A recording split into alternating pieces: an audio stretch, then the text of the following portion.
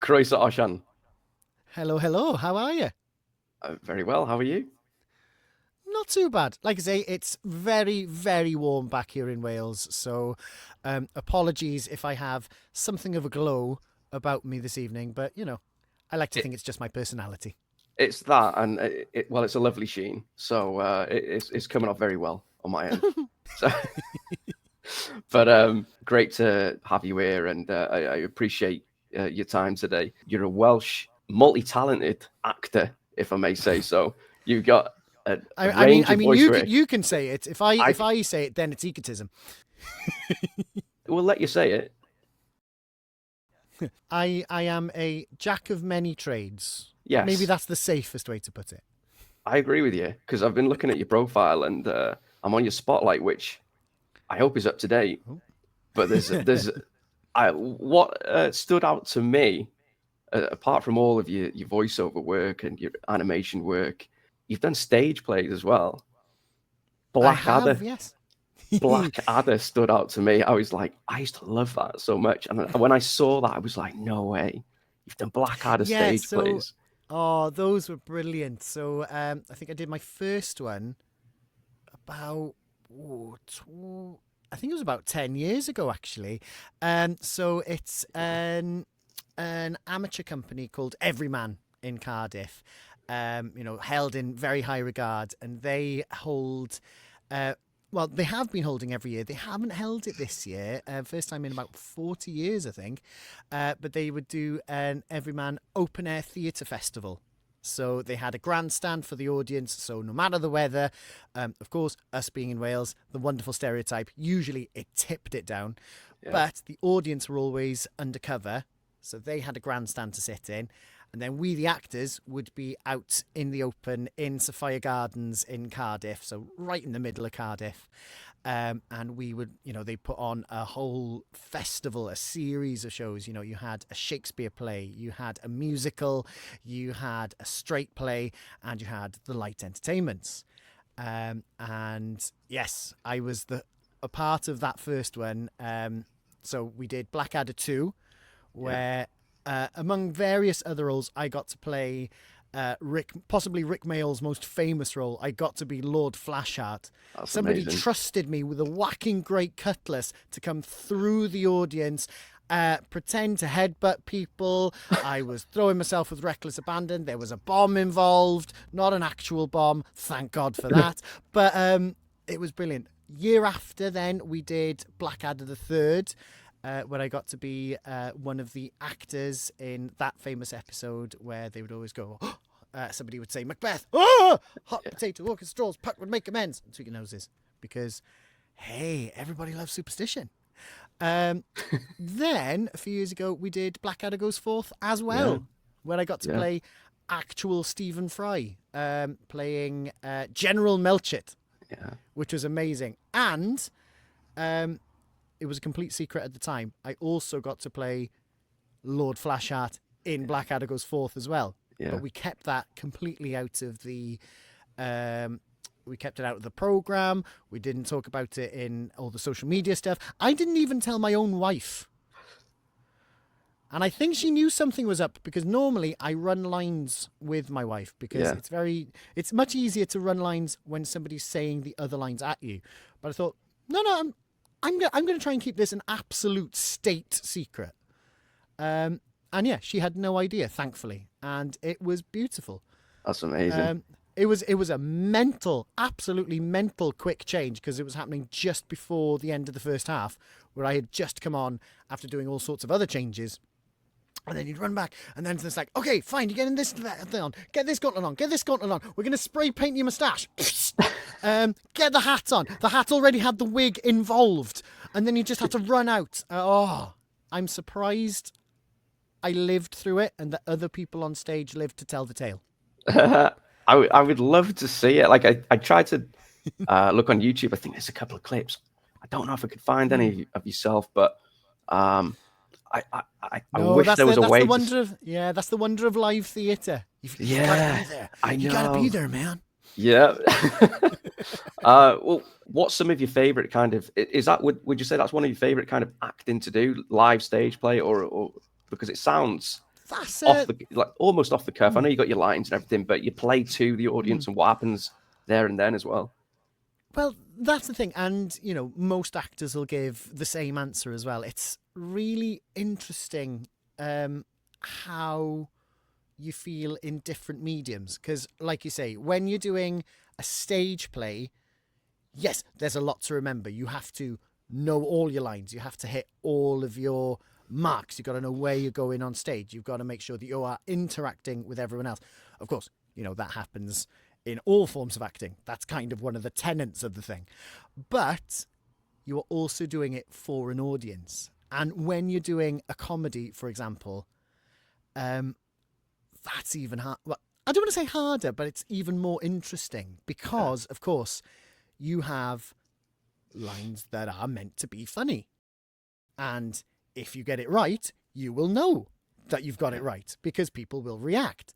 And then you have to try and ride that as well. You have to give them the time to laugh before you go on to your next thing, because you might be setting up the next funny thing. Or, hey, this is an important plot point, please. And you can't really turn to an audience and just go, please stop laughing now. I have to tell you this important plot point. So it's really interesting. But on the other side of that is you have lines that you think are funny and that are going to have a laugh.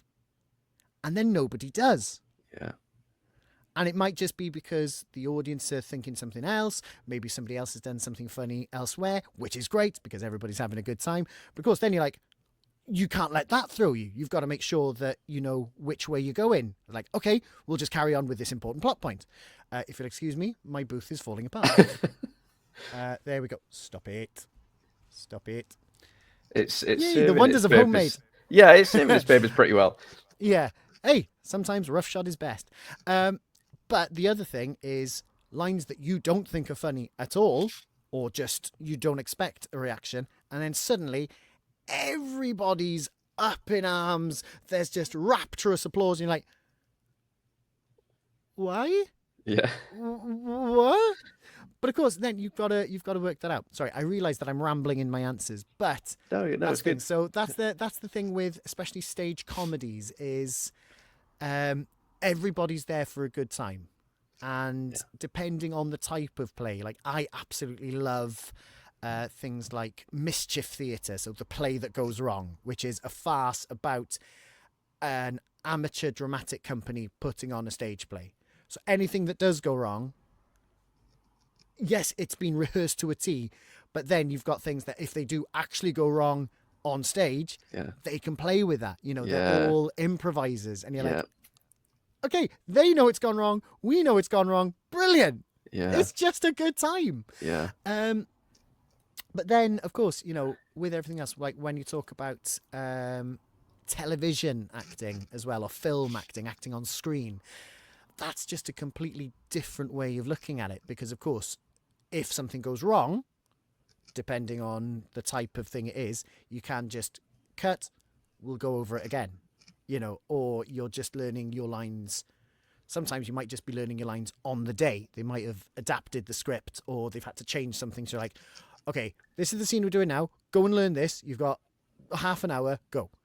But then, of course, then you have to be much more subtle about everything as well, because, as someone who works with cameras all the time, I'm sure cameras pick up on everything. So, in a stage play, you're usually trying to talk to someone a good, 50 yards out from you. So you're like, hello, yes, I exist. I'm a person. Of course, usually then you've got a camera, which is like right up here. So they're like, okay, no, I have to be, just do a little, I can't actually do them, but like a proper Roger Moore eye raise. Yeah. That's how that works. That would not translate as well on stage. Yeah. And then you've got voice acting, which is completely different again, because you do not have that visual element. So you can't just wave at people and say, notice me, please. You don't have the camera going up. So then you can just be really subtle. You have to do everything just with, the breath and the air that's coming out of here, And so it's a completely different way of looking at it again, because you're like, okay, how can I give the idea that I'm tired, that somebody's just shot me in the abdomen? How can I really give the impression that somebody's kicked a football into my face? You know, things like that. Again, I know I'm rambling, but it's just No, it's I appreciate it. it's really interesting to look at it and go, oh, it's not just acting. Yeah. It's working out the best way to act within the medium that you're working in at the time. Yeah, and I think with the If stage, any of that makes yeah, sense. of course it does. Yeah, the stage play, it almost sounds like an art in itself because of the fact that you have to adapt on the fly, and that can be something that maybe some people aren't so good at, whereas others they prefer that kind of TV role. That's what's Well, it's interesting to me. yeah, it's an interesting one because, of course, you know, stage acting. If you were just staying on stage, that's not usually where the money is. Obviously, when we're talking acting, as in the money is incredibly nebulous and usually non-existent. But you know, if you get into a successful TV series, if you get into a film series, all right, then that's when you see the wages climb up, and of course, you get more attention that way. But of course, in a stage play, I think that's what I prefer because you get that instant feedback. Yeah, You know, if you're in, you know, I've concentrated on the comedy because I enjoy comedies. I can't say I'm very good at them, but you know, I feel more comfortable making a prat of myself and then hopefully people enjoying it. yeah, But when it comes to dramatic roles, you know, when you can feel the silence of an audience, when you know, oh, okay, we are in this. This is happening. This is, you know that the room has been affected by whatever's going on stage. You're like, oh, there's a magic to that. yeah, There's a, it's one of my favorite words that somebody taught me is susurrus. And the susurrus is the kind of mumbling that you hear before a show, before a concert. This kind of, oh, yeah, this is going to be a wonderful show. And then you know a show's about to start when that susurrus quietens down. yeah, And you're like, oh, okay, something's about to happen. yeah, And then things happen. And it's a funny thing. And everybody loves it. It's a sad thing. And you're like, you can feel, as in, yeah, it's almost like when you listen to an orchestra on a recording versus in a symphony hall. You know, when, say when a horn section absolutely belts out some brass, you can hear it in your headphones. It feels great. You listen to it in a symphony hall, and those, you can feel that sound hit you, and you're like, oh. Okay, this is what it feels like. It's that live element, and I just absolutely love it. As in, however it works, when everybody on stage is working together, and you know that the audience are just involved. yeah, They are sold on what is going on, and it is as real to them at the moment as you and I speaking now.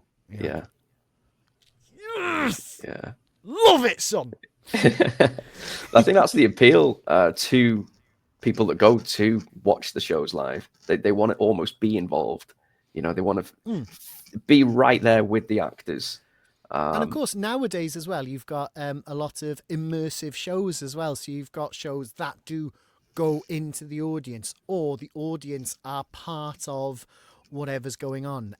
So a few years ago, I went to watch a production of Guys and Dolls, is it Frank Loesser musical, at the Bridge Theatre in London, and it was an immersive experience. So there were tickets where you could just sit in the audience, but the cheaper seats were actually standing on the stage. So it was basically a sort of studio, and they had the floor. And when you walked in, everything was set up as sort of New York back alleys. There was somewhere where you could buy souvenir fedoras. Somebody was selling nuts. And of course, all the audience and all the audience, the actors, the assistant stage managers, absolute heroes, by the way. You know, the people who are basically having to direct everyone to make sure that when platforms are being raised, that nobody was getting their leg caught in that, because you'd know about it. But so then everything was happening in and around the audience. You had the ASMs, the assistant stage managers, shepherding people out of the way. You had the actors coming through. So there's one bit where there's a Salvation Army march. Of course, they were marching through, handing out flyers to the audience. And you're like, yes, I am absolutely in this. I am a part of this. And again, as an actor, obviously, I'm going to absolutely love that, because then I can pretend, ooh, I'm acting too.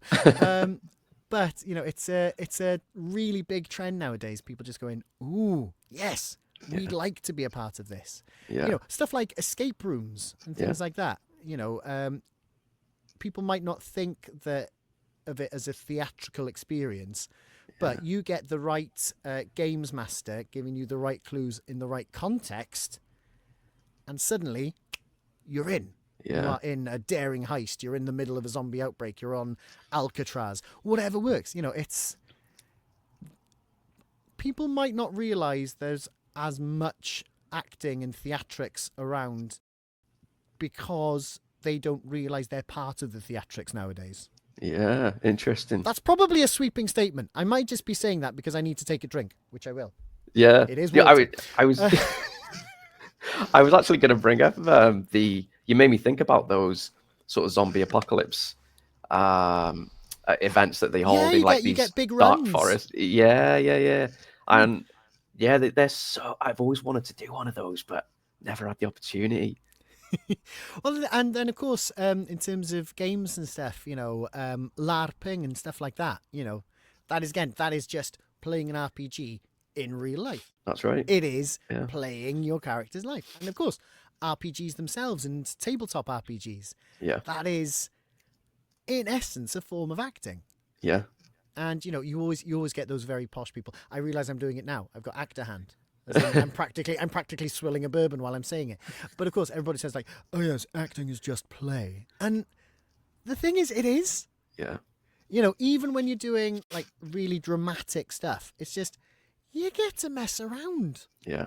You get to live someone else's life. You get to, you get to give an impression of somebody else's experience of life.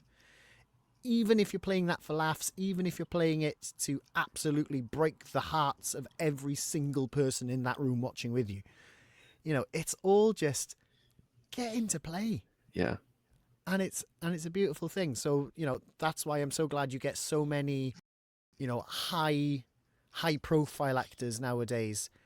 Essentially, I don't want to say coming out, because obviously that's not what I mean, but, you know, as in they will freely admit to playing games, to, you know, being essentially massive nerds, and like, yes, because it absolutely makes sense. Yeah. Of course, you're going to enjoy playing as someone else. You're going to enjoy, sorry, I've gone off script. But, you know, it makes sense that actors would enjoy games. Yeah. You know, I still remember the story that, so Patrick Stewart, off of Jean-Luc Picard, when he was filming Moby Dick. So this would have been, I think, early 90s, I think. He actually asked the costume department to sew in a special pocket in his waistcoat, because I think he was playing Captain Ahab. And they sewed a special pocket in his waistcoat to hold his Game Boy while they were filming. So between takes, he could just get a quick round of Tetris in. Even the giant original one just busting out. Oh yeah, proper brick. Yeah. As in, I don't know if you can actually see it. I've never seen the film itself, but you're just like, ooh, Patrick Stewart, you slide down. Loves a bit of Tetris on the side. Naturally. That's an amazing little insight. Oh, as in, I love a lot of trivia. If this goes on to 3 hours, please just edit it down immediately. Well, we're already. If there's anything usable here, you're doing well.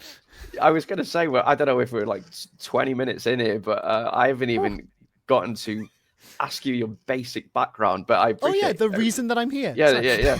No, because the main reason that you were here is that you're also a singer, and well, we'll get into the real reason that I want to talk to you. But so before we do, please, Osian, just give us a bit of a background on, your where you come from in Wales and your sort of upbringing. And I know you speak Welsh as well, so I'd love to know if you brought up speaking out within the family. I'd just love to get a bit of an insight into all of that. All right. This is where I realised I should have prepared this bit so we could have fitted it into 30 seconds. No, you're all right. No, this is part of live chatting, so it's all good. This is how the game works. Ask me anything. No, so I come from Mid Wales originally, the Montgomeryshire area. So Sir Drefaldwyn, usually quite famous for having its own unique accent within Wales. Usually we're the people that are sent in as hostage negotiators whenever extreme gogs and huntos meet and nobody understands each other. Because we're kind of already mostly in Gwynedd, and then down south you've got Aberystwyth, and that's where the accent starts changing. Yeah. You're like, do you know what... I know vaguely what's happened here. Hold on. So we're kind of sent in that way. But no, so I grew up there in rural Mid Wales, which is probably where I started just shouting at everything because, hey, that's what you do with hills. I don't think the sheep appreciated it, but that's their own fault. Then went down to Carmarthen in West Wales and did 3 years of college there doing, was it a BA, the Actor and the Arts, or to give it its proper title, Actor ar Celfyddydau, because I did it through the medium of Welsh, because I am a first language Welsh speaker, as is all of my family. Anybody who doesn't speak Welsh in my family directly, they've usually married into it, and a lot of them have started learning or have learnt, or at least know enough to know whenever we're accidentally talking about them.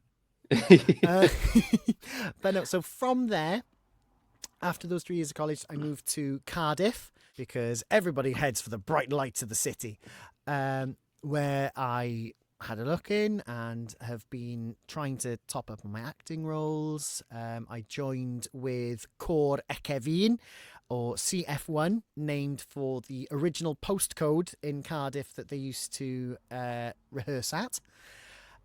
From there, I still sing with the choir.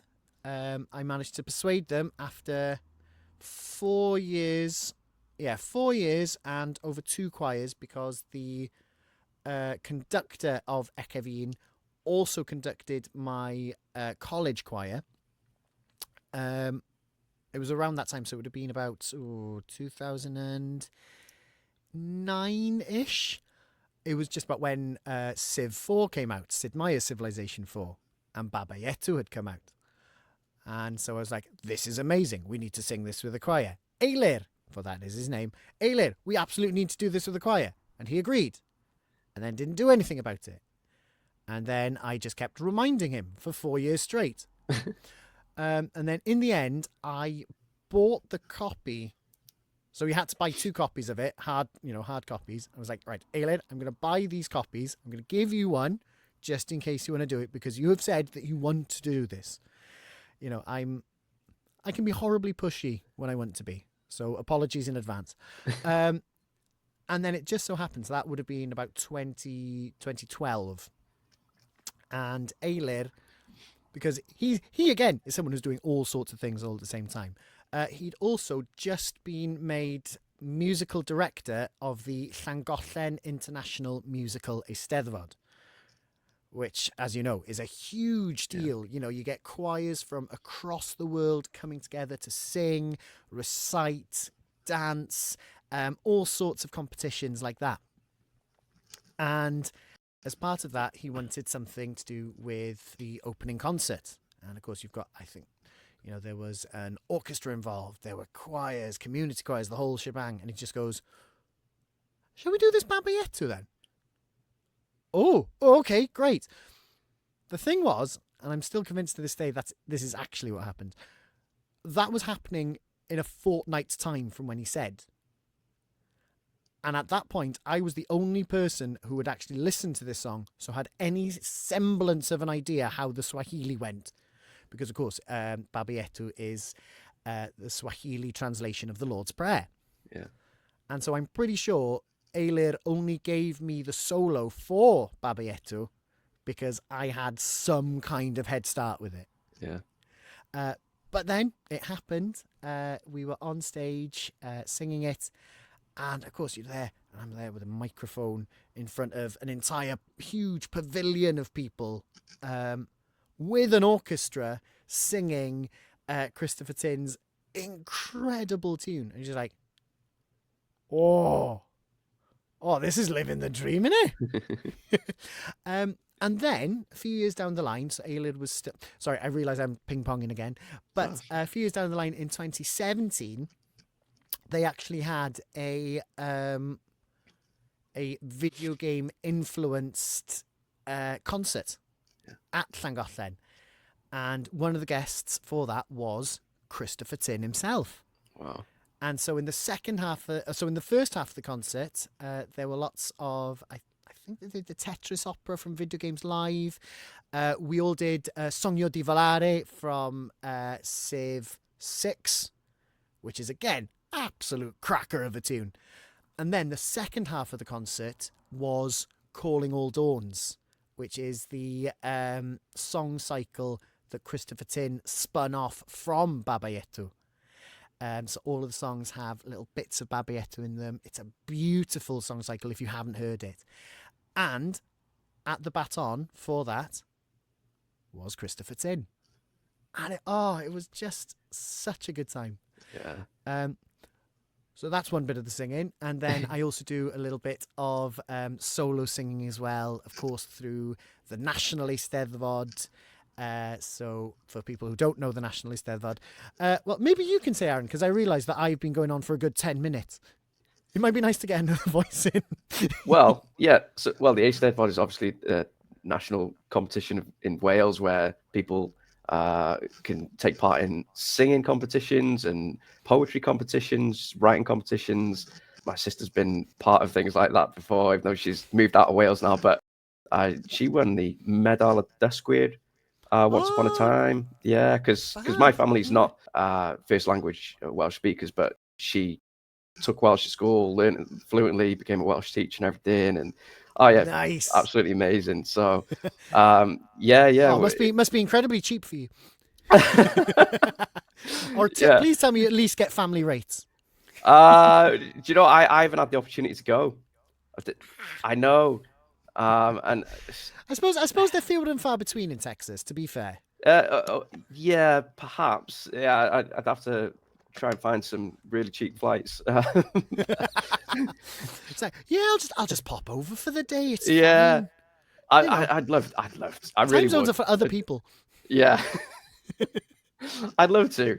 I really would. It's a really great event as well because of course it gives, not just performers. Most people who do it, they will go on to be newscasters, teachers. Yeah. It's a great platform because you've got the National Eisteddfod, but of course you've also got the Eisteddfod. That's right. Which is run by one of the largest youth movements in Europe, Eisteddfod Cymru. And so you've got children from about 4, you won't be able to see them on this camera even, going up on national television in front of the whole nation, doing recitation, singing, dancing, poetry readings, writing poetry. And you're like, this is an incredible opportunity. And, you've got so many people that have come up through that have gone on to just simply amazing things. And not that I'm saying that I have, but, we do a lot of competing in that stuff, like competing in songs from musicals.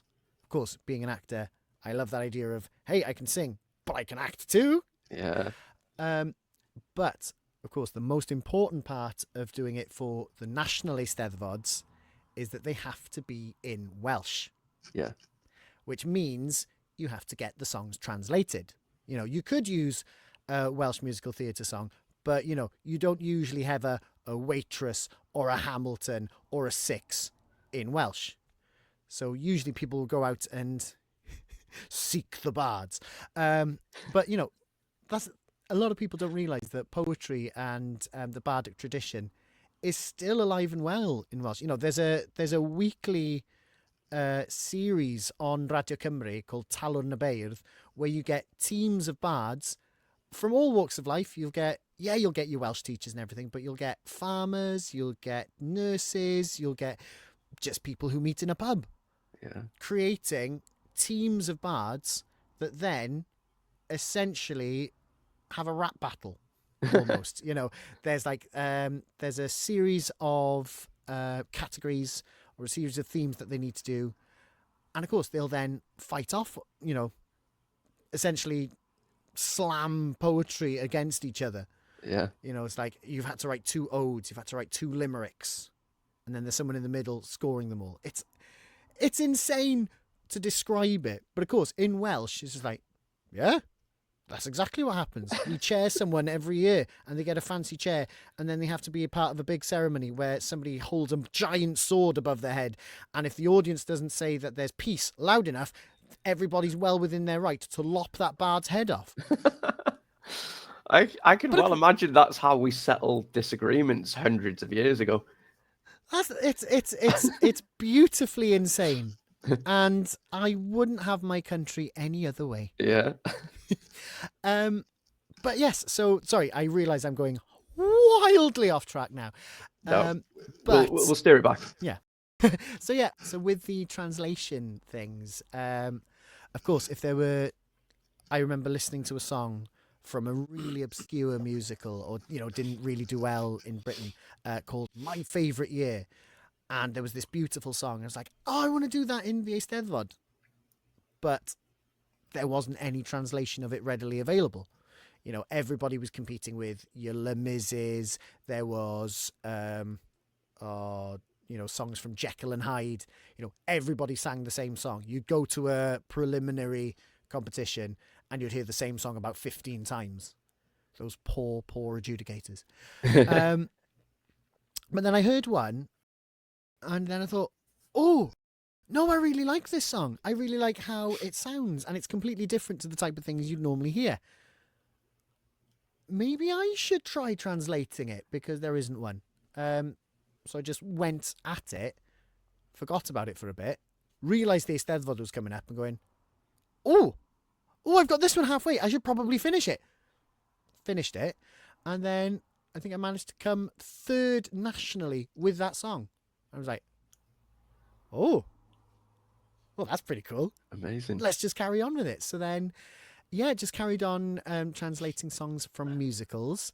Then started translating whole musicals for my old uni, because they're like, oh, Osian, you've done all these things. How would you like to do an entire musical?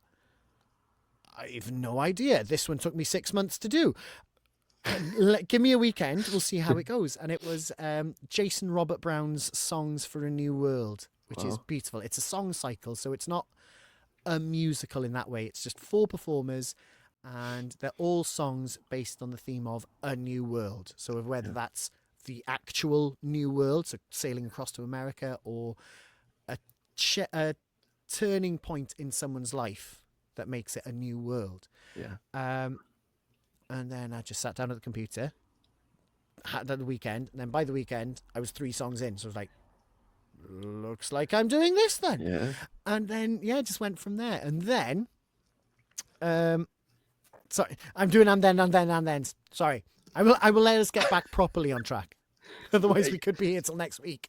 Well, let's get, because I did want to ask you about the singing, but let me word this in a way that my wife put it to me that she wanted this to be asked. Okay. When did you know that you had such a brilliant singing voice? Oh, well, first of all, please do send on your thanks, my thanks to your wife. That's incredibly kind of her. I wouldn't say I've got a great voice personally, but I do very much thank him for the kind words. But again, it's that sort of thing in Wales, because you kind of just grow up in a choral tradition. It's not like, say, in America where, you have to be part of a glee club. You have to be a theatre kid. Again, with the Eisteddfod, every kid in Wales practically is a theatre kid because you will be in the school choir. You will be doing this concert. You will most likely at some point in your life be drafted into the Dawnsio Gwerin. You'll be doing the folk dancing whether you want to or not. I'm dyspraxic, but I still had to dance. It was a bin fire. I've just been very lucky because, of course, everyone's very supportive because, you go through several different choirs. If you're part of the school choir, then with the National Eisteddfod, you have regional choirs or just choirs in your hometown. It's just something that, again, I don't want this to sound as egotistical as it sounds, but it's just something I've grown up with. Yeah. This is like, I've been given the opportunity to just get this sound out. And then somebody going, oh, no, that's a really nice sound. Can you, you should probably go get proper training for it. So I had some wonderful singing teachers, and then they taught me more technique, which meant that I could sing better, essentially. So it's a difficult question for me to answer, but I do appreciate the asking. Yeah. I think that it would be a tough one to sort of answer personally, but it's nice to know that there are people that do think you've got a great voice. And the reason we know you've got a great voice, Osian, is because you make incredible Welsh versions of famous video game songs. And I don't know. I do try. You definitely try, and you definitely succeed. I can't remember how I discovered you. It might have even been my wife, honestly, that found you. Whether you already, had joined my Discord, and we maybe looked you up, or one or the other, some variation. Yeah, I think there might have been some blue sky involved. There's always some kind of social media. Yeah, something like that. But it was just like, could not believe it, because we were also trying to sort of learn Welsh on the side a little bit as well. So I don't know whether it was sort of a mishmash of things of trying to, your name kind of popping up there in the midst of all that. Yeah, but just layering on top of each other. Yeah, but like a parfait of coincidence. Absolutely, but a great coincidence, because it's just it blew us away when we saw your YouTube profile, and you've got these Welsh language renditions of songs like Jump Up Superstar from Super Mario Odyssey.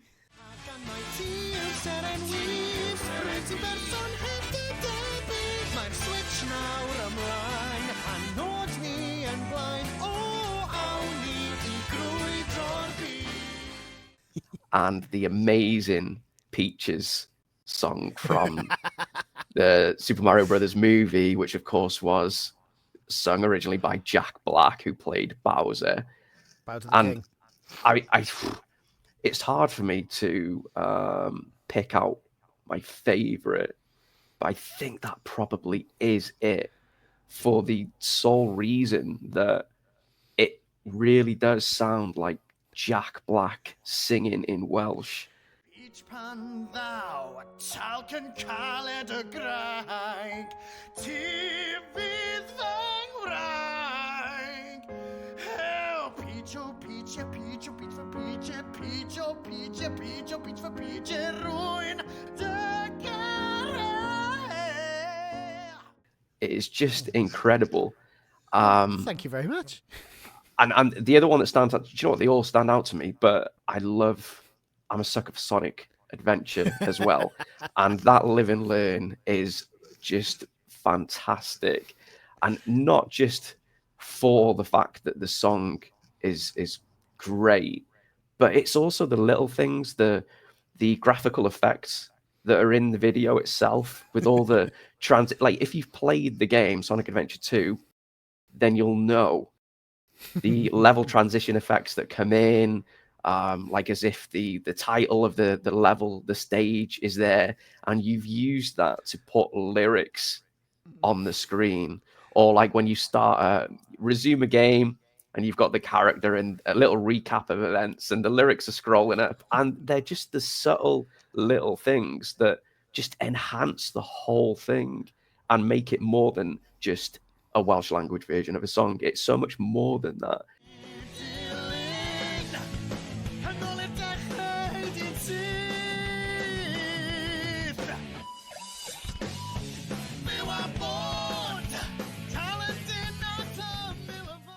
The whole video process involved, it must be so time consuming and difficult. I'd love to just get your thoughts on the whole process. I'm just obsessed with it.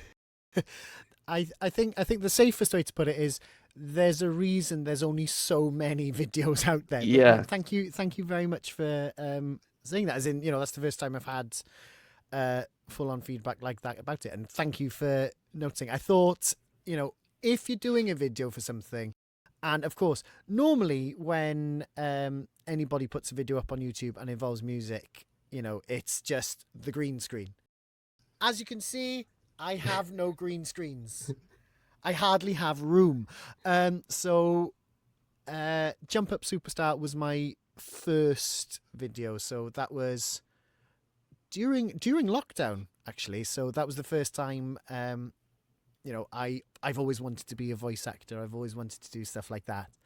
And so when lockdown came, when nobody had much choice to do anything because you were stuck in that one place, I was like, well, now's good a time as any to try. So I got these. I say I got these panels. My mother-in-law very kindly stitched an old throw to some old like upholstery foam. This is basically cushion foam, and stuck it around the walls. Had a word with someone to make some voice reels, and they wanted to check I wanted to ask them, would these levels work out? Would I be able to record a professional thing? And they went, yeah, that's absolutely fine. They're like, oh, okay, well, let's record a few other things. Oh, excuse me. So I got my voice reels done. And then a few years prior, I had just translated Jump Up Superstar because Jump Up Superstar exists. I'm a massive Mario fan. And of course, when you're hearing that and you're like, oh.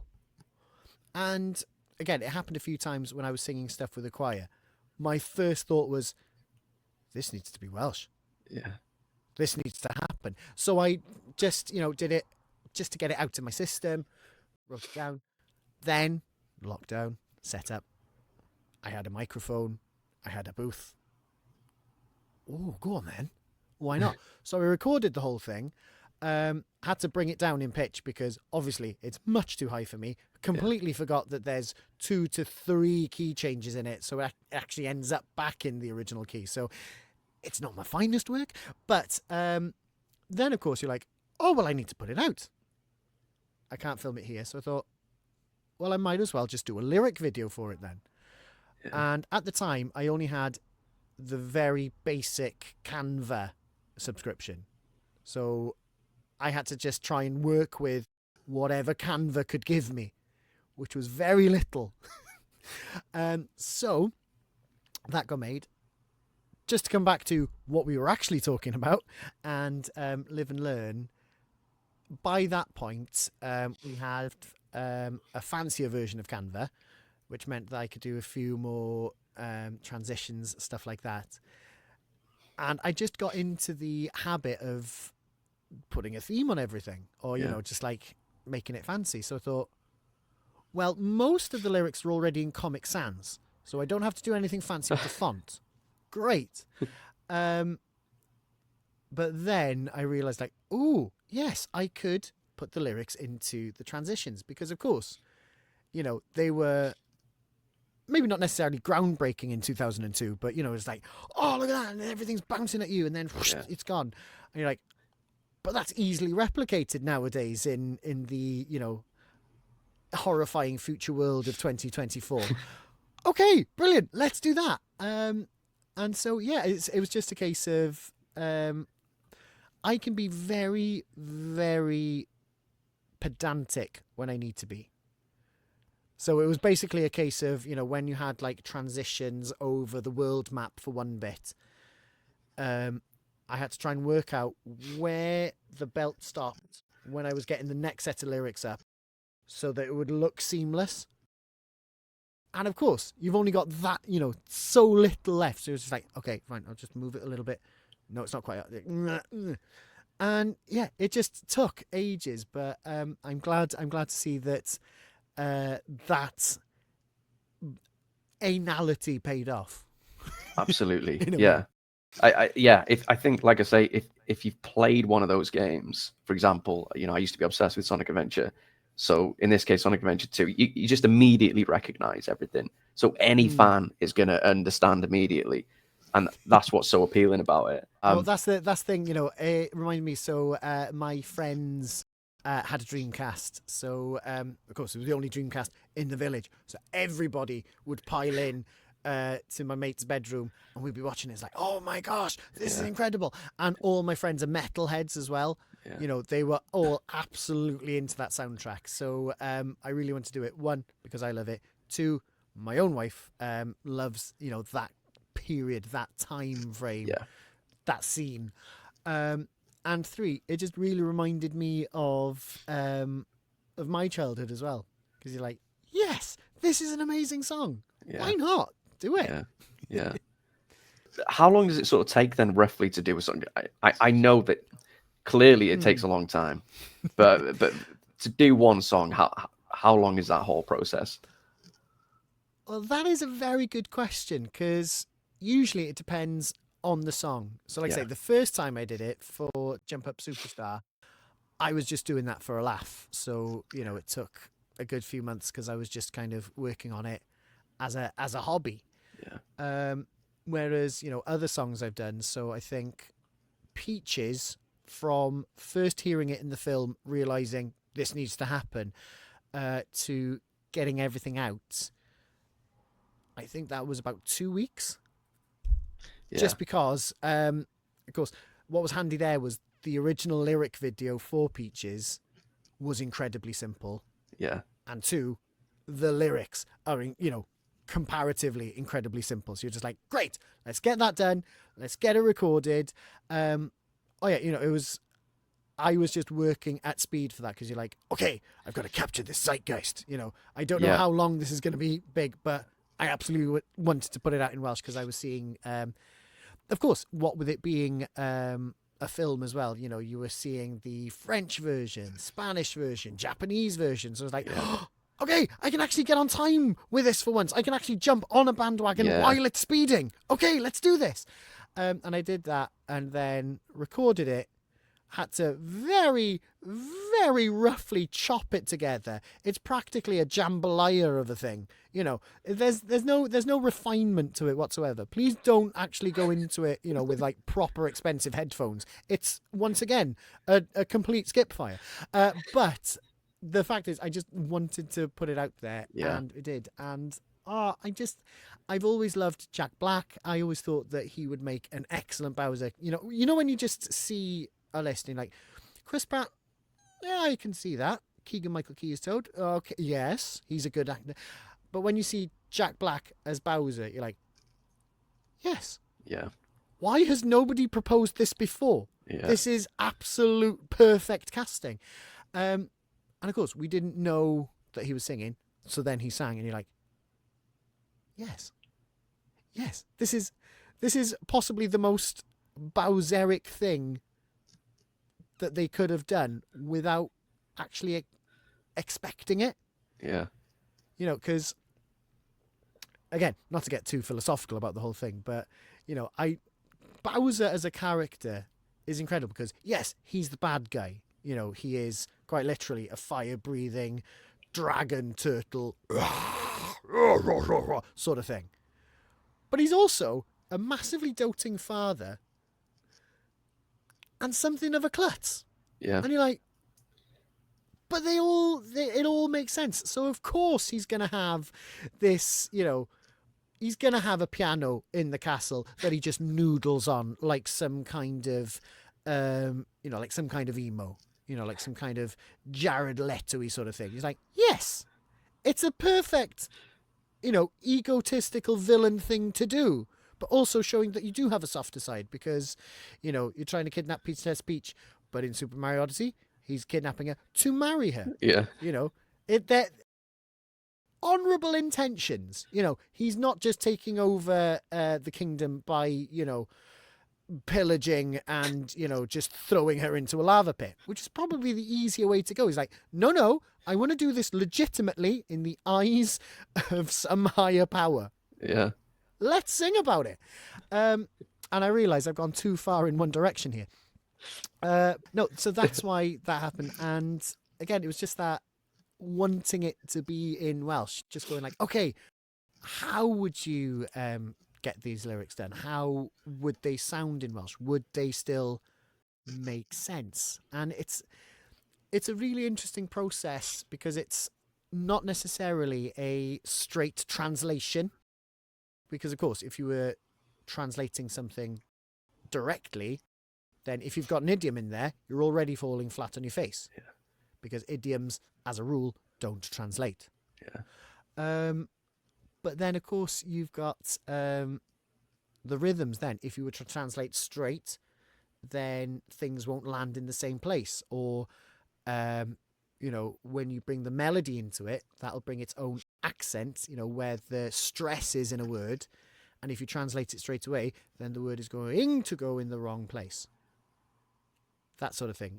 The accents are going to be wrong. So you have to try and essentially knead it into the song. You've got to try and, smooth out the kinks as best you can. And I just love that sort of puzzle element of it, really. Just going, right, how do I take these words, put them in another language, shift them around, and place them so that they mean practically the same as what came before, but still make sense. Yeah.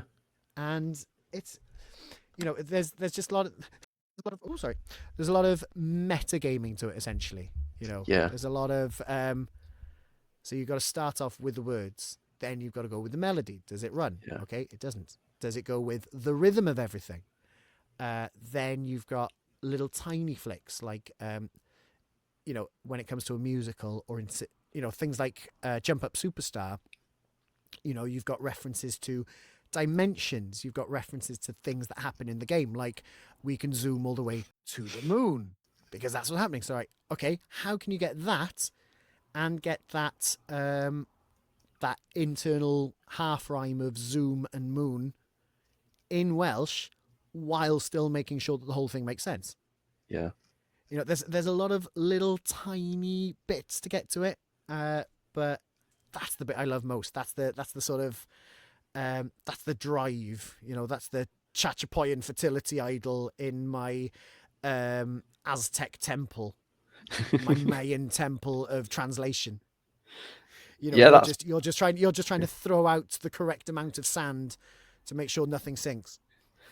That's what I really wanted to ask you about. Is it sounds like you've given yourself creative freedom in a way to try and adjust things in a way that not also everything you just said there, but also to sometimes make things rhyme.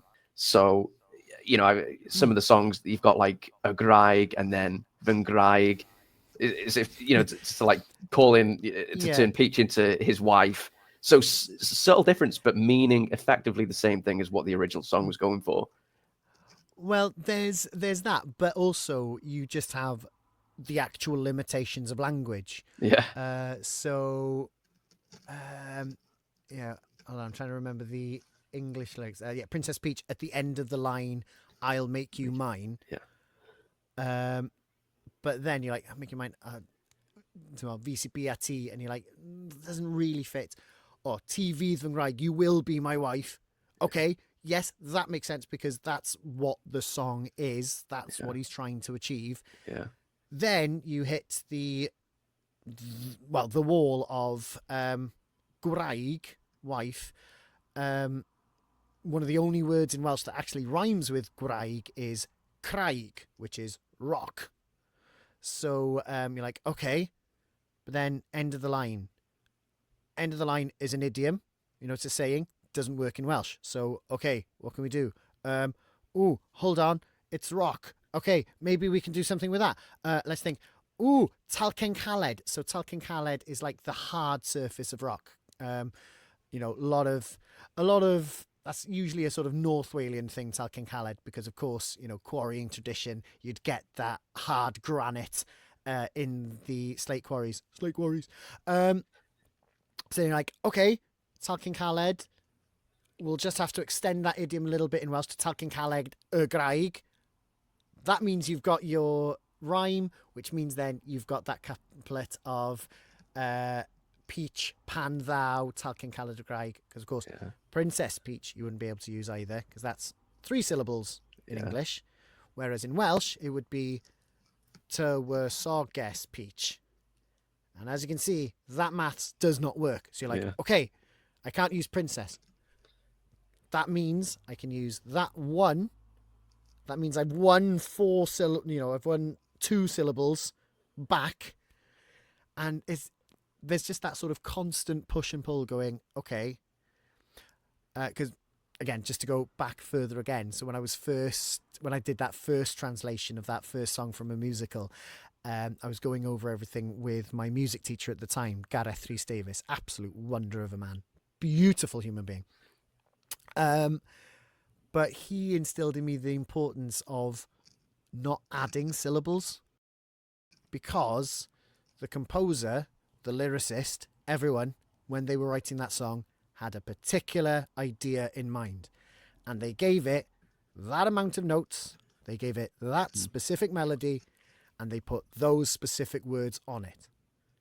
It is not our place as translators, as adapters, to mess with that.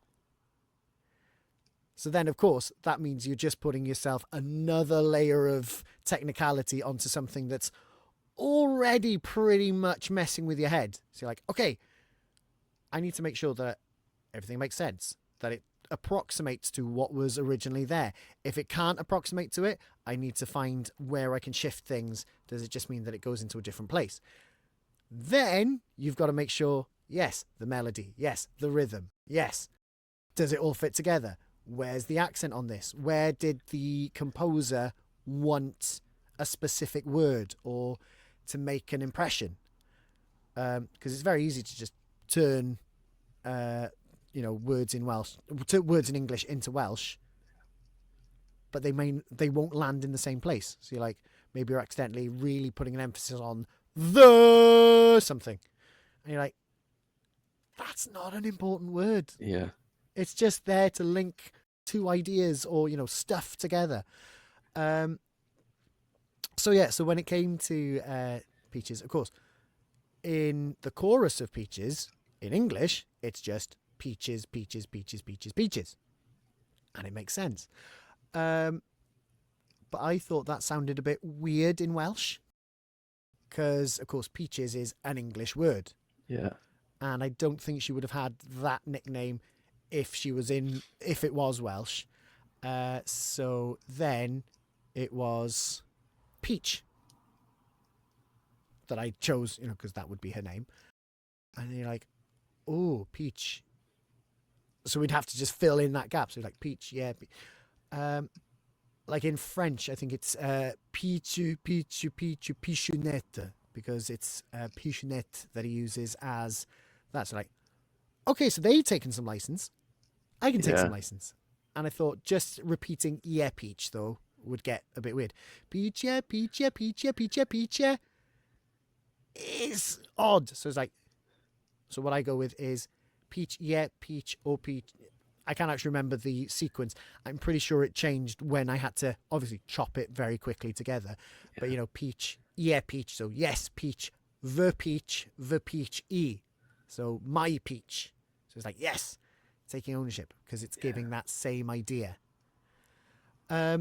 Again, I've gone much too far in depth for probably what was needed here. But it's not good at to all. Get it out to my system. No, this is exactly what I wanted to hear. I want to understand the whole process, because, like I say, I want to believe. It's honestly, they're amazing, and I just want to, however small, whatever way I can, is just shine some sort of light on all of this, on your amazing work, because it's just, it really is incredible. And you detailing it to understand how much work is involved. The actual, it's like you're like localizing a game in a way, because you've got to change things in a way that works. There's so much to it. Yeah, you've got to. I think you've hit the nail on the head there, because when you localize something, you can again just translate it from one language to another, but then you're missing out on a lot of the cultural context. The old, like I've played the Great Ace Attorney Chronicles, Yeah. and I think they've been localized really well, because of course in the original Western localizations of the first Phoenix Wright games, they changed all of the names, so they were all pun names. So then when they came to this one, which was using, like ideas about Japan opening up to the West, the Meiji Restoration, all of that, they had to try and localize that in a way that made sense to people, because they would be using Japanese customs that Japanese players would know incredibly well, but Western players wouldn't be as au fait with. But they also had to try and do it with the idea of the pun names that they've kept from the first time they translated everything. Yeah. So, they had to try and create Japanese pun names for different characters. Yeah. Like, I think there was one who's a Japanese military general, and his name is Iesa Nosa. Yes! Yes! Yeah. That is how you do it. Yeah. It's and of course, you've seen and you've highlighted several times, the ones in like Dragon Quest 9, I think it is, with Porthllaffan. And that is a perfect example again, where you've got something in a very specific accent or dialect or area of Japan. So then when they're translating it to the West, they've been able to transplant it into something and not just do it as a sort of, all right, bud, how's it going, all right? But, made it a feature. Yeah. And it just brings, I wouldn't dream of saying like, having game songs in Welsh is going to end any sort of global conflict or bring nations together. But it's just something really nice, and it's a way of bridging the gap between things like this. I think it's not something philosophical. I'm just doing it because it's something I enjoy doing. Yeah. But it's really interesting, and really interesting to hear people say like, "Oh yeah, this is really cool," and it's like, "Oh, so what is this? Oh, it's Welsh. Here's something more about it." And then, of course, we get to go on and talk about the Eisteddfod and bards and lopping people's heads off. There you go. So, yeah, sometimes it's good to just have that cultural dialogue. Absolutely. I really wanted to ask, what has that reaction been from people? I know obviously you've got people commenting as well, but what about, have you heard from anybody outside of YouTube, or is it just really very... it's just really small scale. Like I say, I've only done 4, maybe 5 videos in about as many years, because I'm awful. I do have a song that I've recorded. It's the first one I've recorded in this, so feel free to tell me how awful it sounds. But I haven't got around to doing the video for it yet. Yeah. But it is one that people know. So it might come out sometime within the next century, just because I'm very slow at doing stuff. Yeah. But it's it's just a lot of people just come up and say, "Oh wow, this exists," and I'm just glad that people do come up to it and just say, "It exists. It's a thing. Great." Yeah. Just because it's there's a lot of stuff about games happening in Wales right now. There's so many more developers. There's companies springing up everywhere. You've got people becoming aware of Wales as a setting for games. You've got people that are in Wales that speak Welsh, that just use that Welsh in there. So there's a big gaming culture in the country, and it's just nice to be able to be some kind of form of that, really. Just being able to go, here's my little contribution to it. They're just songs that I like in a language that I love. Thank you very much. Yeah, and I do think at some point it just takes the right person to kind of pick it up in a way, and I can just envisage it blowing up, and I hope it does in a positive way, blowing up in a positive way. It's like, don't worry, I've set the C4 charges already. The BBC shall hear my voice. But no, to be fair, I actually did get I also have translated the Pokémon Indigo League main theme, so the original TV theme, just because it was there, really.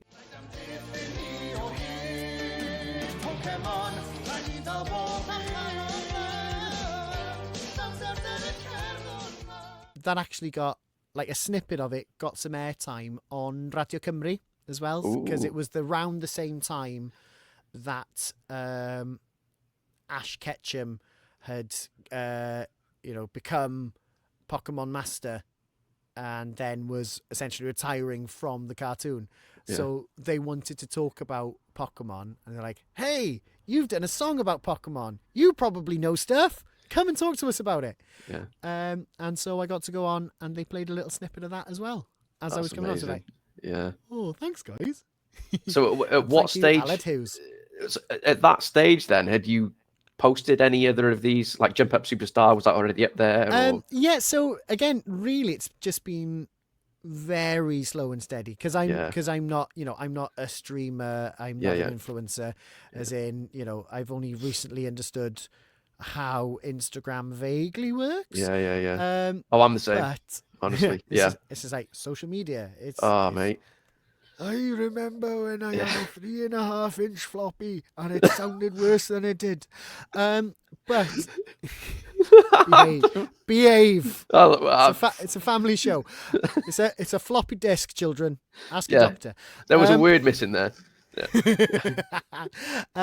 But no, so it's just been something really slow. So, for example, Jump Up Superstar, it's been on probably since about 2020, 2021, something like that. So, it's just throwing stuff out there as it did. I had a little purple patch and was like, oh yeah, Peaches has happened.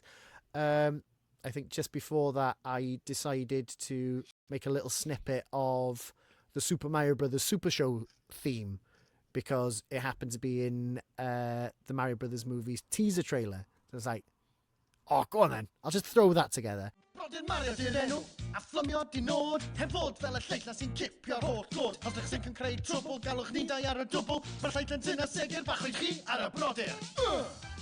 And then, because we'd had the setup, because then it was like, okay, no, I have the speakers, I could record these. I'd always had an idea in the back of my mind for Live and Learn being byw a bod, which is, again, it's a Welsh saying, doesn't mean quite the same. But, of course, you've got the 3 syllables, you've got that alliteration. And so it was like, I think this would work well as a title. And then you just go from there. And, it's one of those things, like when you're on the bus somewhere. So, my wife and I, we do regular trips to London to see shows, go to museums, that sort of thing. And it takes about 3 hours on the bus.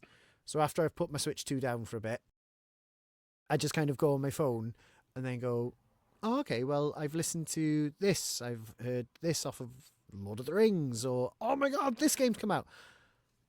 And then just start noodling to see, like, okay, how far can I get with this? And usually by the end of the trip, I'm like, ooh, okay, I've got the shape of something here. Yeah. It's that, it's a pastime for me more than a serious ongoing concern, but it is a very fun hobby. and I love the fact that, as you say, people seem to react to it. And yeah. Did you ever envisage that it would be a great tool for Welsh learners? That much I didn't, No. because again, I'm glad to hear that people are using it, but of course, in my brain, I know that the words don't exactly match up because it's an adaptation of the words. You know, whenever anything gets translated, you know, it's the whole lost in translation thing. Yeah. You know, there are a few terms, you know, even in Welsh, you know, that don't translate into other languages. You know, hiraeth, cwtch, in a way, you know, they are words that don't necessarily translate. But actually, speaking of hiraeth, that's actually a really interesting one. So this year is the year of Wales in Japan. Which is brilliant. So there's been a lot of cultural exchanges between the two countries.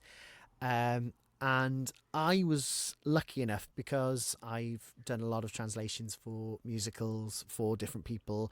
I've worked with Radio Cymru, as it happens, who were working with another group called TG Lurgan in Ireland, who work to encourage and to promote the Gaelic language in Ireland.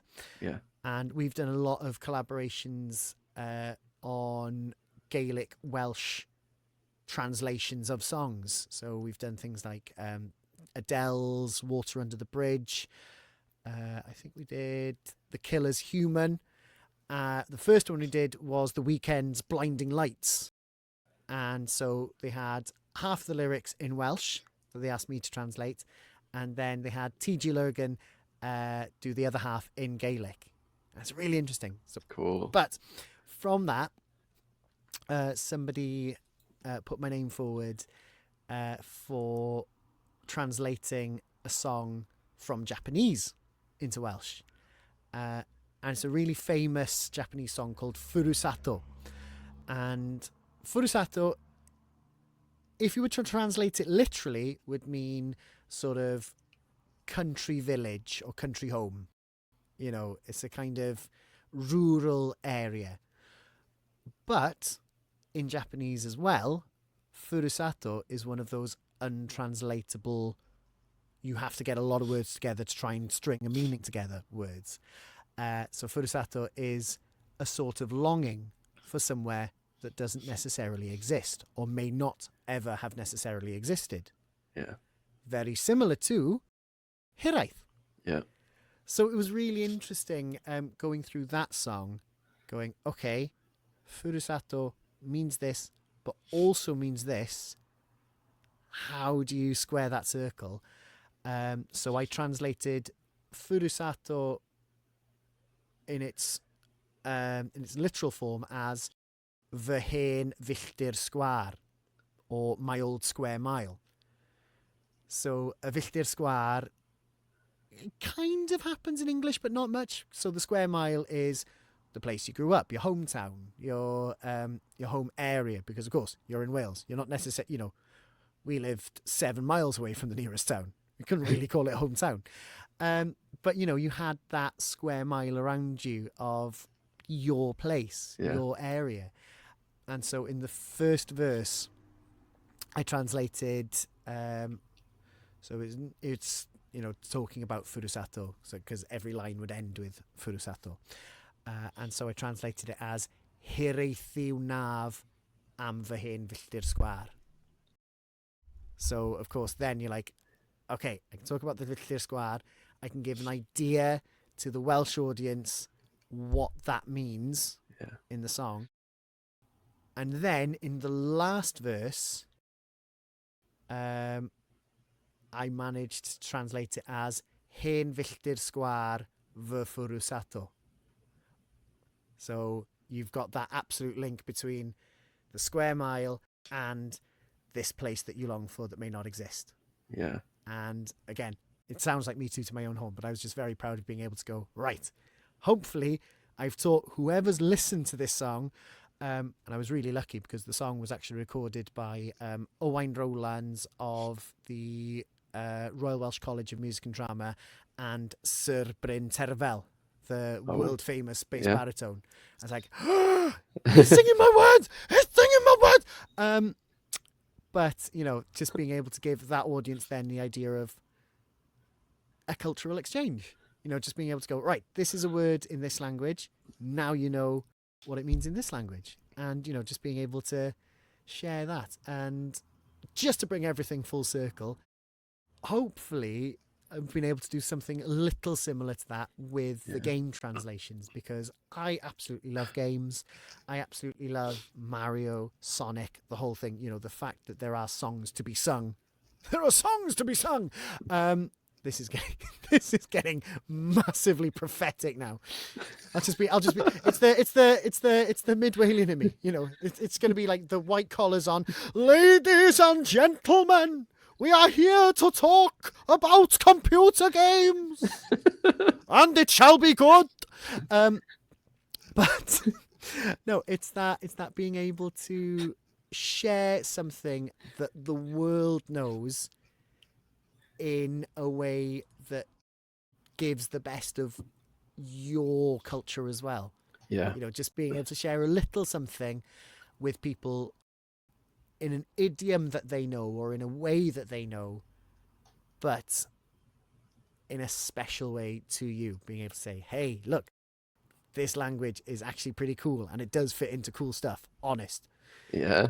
It's not just the people in the chair with bed sheets on the stage at the National Eisteddfod. It's not old and stuffy. It can work in modern, at least 20-year concepts. But that just shows you the importance of localizing as well, because even within songs, it allows people to then help to understand something.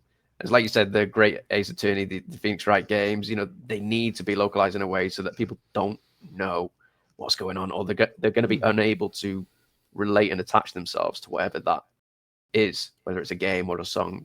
So it's important, I think, what you are doing, because it allows people then that are passionate about Wales and Welsh, if they speak Welsh, they want to hear, I may not be a first language Welsh speaker, but I'm trying, and there are many people that want to hear things in Welsh, first language speakers or not.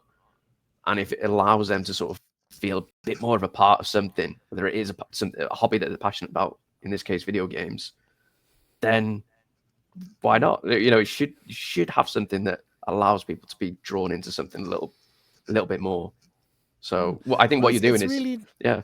Oh, thank you very much. Yeah. But no, it's really interesting that I think it's really important that a language develops with ideas as well. There's still so many terms for gaming, gaming elements that don't actually exist in Welsh yet, because of course, it didn't exist when Welsh first started. So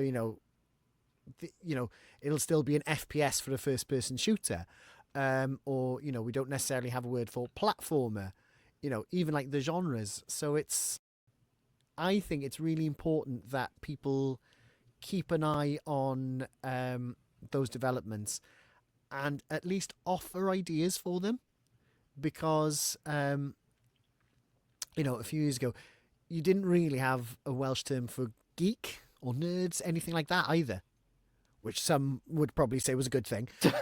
But, it's that idea of, if a language doesn't keep pace with technology, of course, with games being such a big part of people's lives nowadays as well, if the language doesn't actually keep up with that, that is, without other people knowing it, it's going to backfoot the language in the long run. Yeah. If you do... Yeah, again, not to platform anything here. I'm not trying to say that we should set up, that most Welsh of things, a committee to sort this out. Everybody loves a subcommittee. Everybody loves a cyngor plwy. It. Everybody loves a county council. Democratically elected. Everybody loves it, especially when it's been the same people for the past 60 years. There you go. Democracy. Yes. But it's that idea of, again, it sounds very Field of Dreams, but if you build it, they will come. It's that idea of, if you say it, people can say it. Rather than have to, people have to revert to the English to be able to say it. Because, of course, in the end, if people just revert to the English to say these things, then there'll come a point where they won't revert back to the Welsh, because it's like, oh, well, it's just easier to say these things. Yeah.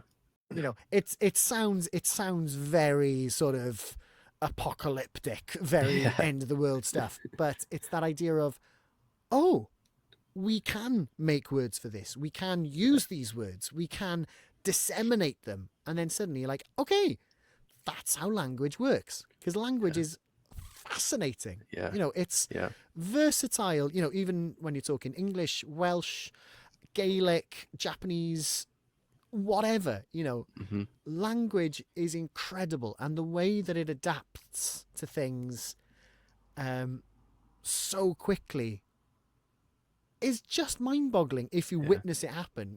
Just look at any sort of Oxford English Dictionary's word of the year. Just look at how many words have popped up from social media or memes in the past few years. It's just a case of, right, make sure that all of those languages, like minority languages, everything like that, make sure you're keeping pace. Maybe not with the whole lexicon, as in, I've only recently seen a post where they've been able to distill, I think it's the Merriam-Webster dictionary that managed to distill exactly what skibbity means. And the fact that I've said it has now completely crushed its cultural value. But again, nobody would use that word for anything a few years ago. Yeah. Suddenly, every single tween on the planet is saying some version of it. Skibbity, Sigma, stuff like this. And you're like, you're using Greek words. You're using the Greek alphabet. Yeah. That's ancient history, literally. How are you doing this? It's language is fascinating, and taking one language and putting it in another is just my way of essentially having a play with it. Yeah. But I realise now I'm just talking in circles. No, I appreciate it. I know you're probably not going to reveal any sort of, the songs that you are working on or plan to do, but can I make a suggestion? I'm always open to suggestions. Please give us a shout. I was trying to really rack my brains. I mean, it's obvious to look at, okay, you've done a Sonic Adventure 2 song. Surely, you could pick anything from that game in itself, as well as Sonic Adventure 1. Any Sonic title, really, with lyrics in would be amazing. But then I was thinking, what else is there, really? Ooh. And I thought... Really rustle in that box. Well, there's not a lot of options when you think about Nintendo games, because traditionally they don't really have lyrical songs. The only one I could think of was the Donkey Kong rap. And I thought, when I thought that, I thought, because he was so good at nailing Jack Black's voice, I really think you could get Grant Kirkhope. Absolutely. Absolutely. That would be a very interesting challenge, because of course what you lose in the melody there. Of course, rap is just pure rhythm. So you're like, okay, you need to make sure that everything fits in this bit. Yes. It would be a challenge. And the other thing I would need to find, I might have to. I might just have to, we live in a wonderful socially connected age. I might just have to message Grant Kirkhope and say, hi, I'd like to do the DK rap in Welsh. Could I get a clean file of your original instrumental for it, please? Ooh. Because that's the thing. Because I do play a little bit of keyboard, but I do not play well enough at all to be able to make my own backing tracks. So I've found essentially versions where either people have taken off the lyrics, or for Jump Up Superstar, I think somebody managed to find all of the individual streams, as they're called, so the individual tracks for all the instruments from the level in Super Smash Bros. Ultimate where you're going Yeah. around New Donk City, Yeah. and then you pick up the various players as you go. So then somebody was able to Oh, isolate right. all of those tracks. Yeah. So I managed to put them all together. So then you've got the backing for the song, but as that. So, it's tidied up like that. Yeah.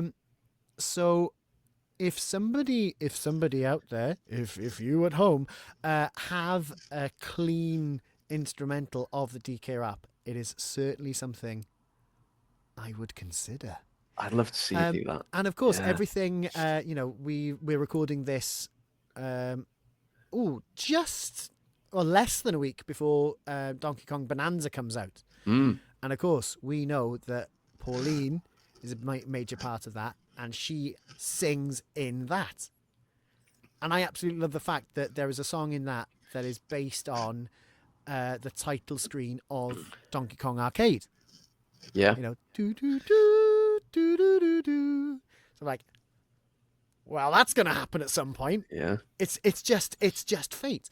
But of course, because we don't have the full song yet, I'm like, Yeah. I'm gonna hold off on that. But Yeah. I think that would be a very good idea, Az. It would be I'll amazing. look into it. Yeah.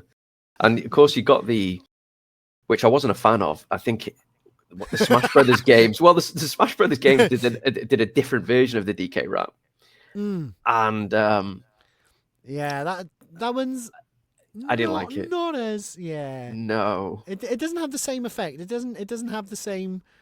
It takes itself too seriously, possibly. Yeah. That might be it. As in, with Donkey Kong 64, you can tell that they kind of just did it, and then had some fun with it. Yeah, they like really had most fun with rare it. games. Yeah. They just like, yeah, go on then. Do you want to do a rap? Let's do a rap. Do you want to make it about all the Kongs? Brilliant. Do you want to take Cranky to the fridge? Come on, Cranky, take it to the fridge. Yeah. So you can do the sound effects. At least you don't need to worry about that. There we go. See, I'll just have to do it a cappella. There's plenty of a cappella players. If somebody can just donate, some white sheets for me, and then I'll just do it against a blank canvas. Job's a good one. Yes. You'll be able to knock that out in a couple of weeks, I'm sure. Oh yeah. Give me till 2050. I'll be fine. Well, we've flitted about the sort of topics that I wanted to go with, but obviously I can tell that you're a Nintendo fan for obvious reasons. Yes. But that might be the shirt. Oh, I can just about see what you're wearing now. Yeah, the Pokémon. There we are. Yeah. It's wall-to-wall Snorlax, baby. Yeah. Very apt for the occasion. That, and it's also just massively warm in Wales at the moment, like I may have mentioned. So really, this is the only thing I could wear that was still within the realms of decency. That's all you got left, apart from those coats hanging up on the side there. Yeah, that's for that's all the layers I wear for when we hit winter. There you go. Yeah, and it still gets through. I lost 3 of my fingers.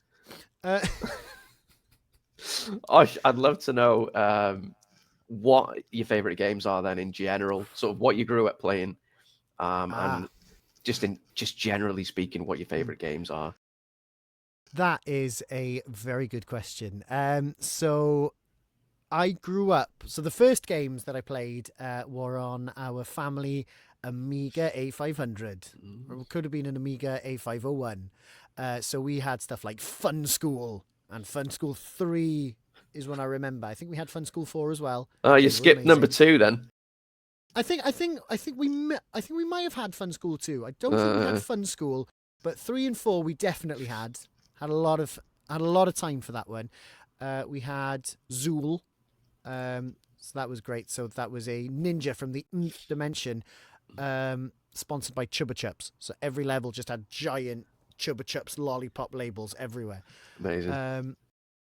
Then fast forward a few years, and where my love of games really started is there was a Welsh children's program called Uned Pimp, because it would go out from a Unit 5 in Caernarfon, where they would have, that's where most of the filming was happening. I think it might have been Barcud with the television company. But anyway, that's not important. It was in Ed Pimp. That's where they filmed the show. And they had a competition to win a Game Boy and 2 games.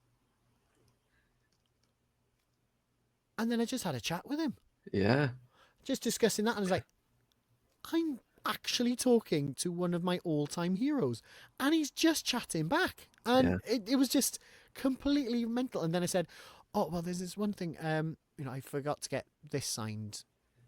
Would I be able to? And then she just goes, yeah, fine, let's go this way. And then just comes to the table and then just signs it there and then. And you're like, you are genuinely an amazing human being. And he's got an amazing, as in, there's plenty of YouTube videos seeing his ideas and his mantra and his philosophy on everything. But genuinely, if you think that it's if you feel that he is a genuine person, he genuinely is. He's genuinely such a lovely person. I realise I've gone horribly off script here because it's meant to be talking about games, but no, everyone wants to hear about Charles Martinet. They do. He's a cool guy. But to come back to everything, so obviously platformers have been formative in my life throughout everything, but I also do like a good point and click adventure. Yeah. Your classic sort of LucasArts, Monkey Islands. Because again, it's I love anything with a good story that you can get involved in. Yeah. And of course, the great thing about point and clicks is that you have to get involved. You've got the choice of which questions you want to ask or what you want to interact, how to interact with it. And in especially the LucasArts games, they reward you for doing silly stuff. You will get a line that somebody said, you're like, I'm not picking that up, or that pig-shaped bush frightens and confuses me. Dominic Armato, again, so the guy who plays Guybrush Threepwood in the Monkey Island series. Yeah. See, there's someone else who's just managed to absolutely nail a character just by being himself. So, his usual voice and Guybrush's voice are basically the same person. Yeah. But he knows exactly how to say something for maximum comic effect. You believe that collection of sprites or that, collection of polygons is a living, breathing person. And he's hilarious. I can't think of any other lines at the moment. That's probably because I'm slowly melting. But, point and click adventures, again, are just that perfect line of a solid story plus comedy plus immersion. So you can play that. But recently, I've also been playing Hitman, which is immersive for a completely different way. So I'm playing Hitman World of Assassination on Switch. And that's a completely different pace to a point and click, to a platformer. But again, it's created a sandbox. Everybody moves to a particular thing. Everybody's got their little something to do. And you have to try and work out what that thing is. You've got to try and find your targets. You've got to work out what they're doing. What can you do? And, there's a lot of spy-fi going on. I'm a massive James Bond fan, so I'm excited beyond belief that IOI Interactive are also doing the new James Bond game, First Light. Yeah. But I'm also excited about the fact is IOI are incredibly silly. I picked up the Signature Edition for Switch 2, and two of the things you can get are the Cerise suit, Fire 47, and the Mansion suit, which is putting the main guy, obviously, a faceless, bald killing machine into a Mario Tash and a bright red suit. Yeah. Or a bright green suit with a hat. You can go around poisoning people, making them sick with a genuine red mushroom. And all of the explosives that you can secrete upon your person are shaped like rubber ducks, or I've got one that's called the Napoleon Blown Apart. And it is exactly what you think. And it's like, yes. There's one level where you can dress up as a vampire magician. And it's in this game that has massive international intrigue, spy rings, and all ultra super serious stuff. And you're just like, oh, but you know how to have fun as well. Yeah. And that's what I look for. I'm someone who doesn't like to take anything too seriously, because there are other people that can do that. You know, used car salesmen, politicians. You know, that's what they do. Whereas if, again, this is me being just personal philosophy again, but if I can have fun, or if I can provide a means for other people to have a good time, then that is my purpose in life. Yeah. If I've been able to make someone else happy or forget their troubles for a bit, I can forget mine. Yeah. And it's great. If somebody wants to pay me for that privilege as well, so much the better. Yeah. Well, on that note then, because correct me if I'm wrong, I don't think you've had video game voice work yet. Not as yet, but I Not am as yet. available for it. Yeah, that's what I wanted to get at, is what would you love to what characters would you love to voice? What franchises would you love to get involved in? Because I'm sure that is a goal for you. I'd love to see you, because you are talented. There's no question. Oh, thank you very much. I've listened to your demo reels. I tried to share them around a bit. To be fair, there is a very good reason that they're good, because you will have talked to the person that directed me for those, because it was our very good friend Tobias Weatherburn, who is currently going gangbusters. And hi Tobias, if you're listening, it's Dal and cool. But no, so I got those done at the start of the year. So now it's just a case of getting those out there. Absolutely. If there are any developers who want to have a word, then absolutely hit me up on my socials, or I do have a link tree. You just need to go to linktree /Osian Llew. So like you've got down here, OSIAN LLEW. I'll have to move that now because you've pointed at the opposite corner. Oh no! Oh, see, it's down here with me. So hang on then. There you go. There you go. There we go. It's either here or here, depending on who you ask. I'll put the link to your link tree down the one that's pointing to the. Yeah, we'll do something. Hold on. If I just come. There you go. Just to really give you an editing challenge. Yeah, I'll put it on the bed sheet there. Yeah, just have it fluttering every 5 minutes. Just hanging off it. You know, like you get on rugby pitches and football pitches. Yeah. You know, you just skew it on an angle, so then when you actually pass to it, it's like, oh, it actually does mean something. It's not just somebody that's burnt something into the grass. Yeah, which is what I used to think, but yeah. But no, so to actually properly answer your question, again, you know, if you're talking, if you're talking ideal franchises, obviously, as a Bond fan, I'd love to be in a Bond game. As a Mario fan, in some way, you know, there's not much dialogue in there, but you know, I'd love to be able to just contribute in some way if you could. Yeah. I think Kevin Afghani's doing a brilliant job at all the Mario characters now that Charles Martinet is Mario ambassador. You know, it's wonderful to see how close it is. It's one of those things, you know, every big franchise gets that moment where, you know, if it's animated or puppetry, where the main voices change slightly. So, for example, with the Muppets, when it came to the Muppet Christmas Carol, which, of course, all of us grew up with, that was the first time somebody else did Kermit's voice apart from Jim Henson. Nowadays, it's someone else doing Kermit again, so your brain's going, what? Yeah. You know, there's been several different Mickey Mouse voices. Mickey Mouse voices. Maybe. You know, it's just this guy. You know, I don't know. Maybe he's just connected with the map. We'll find out. Forget about it. But no, you know, there's been several different Mickey Mouse voices. You know, even between different game franchises, you know, voices change all the time. And you've got it's that sort of original disconnect first, but then you go, oh no, they've really been able to capture that spirit, because that's the trick. It's being able to hear something and then accept that it's someone different. You know, so obviously, where you know, I hope Kevin has a wonderful time in the roles, but if they ever do come up again, I'd absolutely love to be able to jump into a Mario or, you know, a fun platformer. Give us your best Mario now, then. Oh, here we go. Oh, see? Oh, here we go. I should. Here we go. Here we go. No, I would be like the proper Hotel Mario one. All toasters toast. No.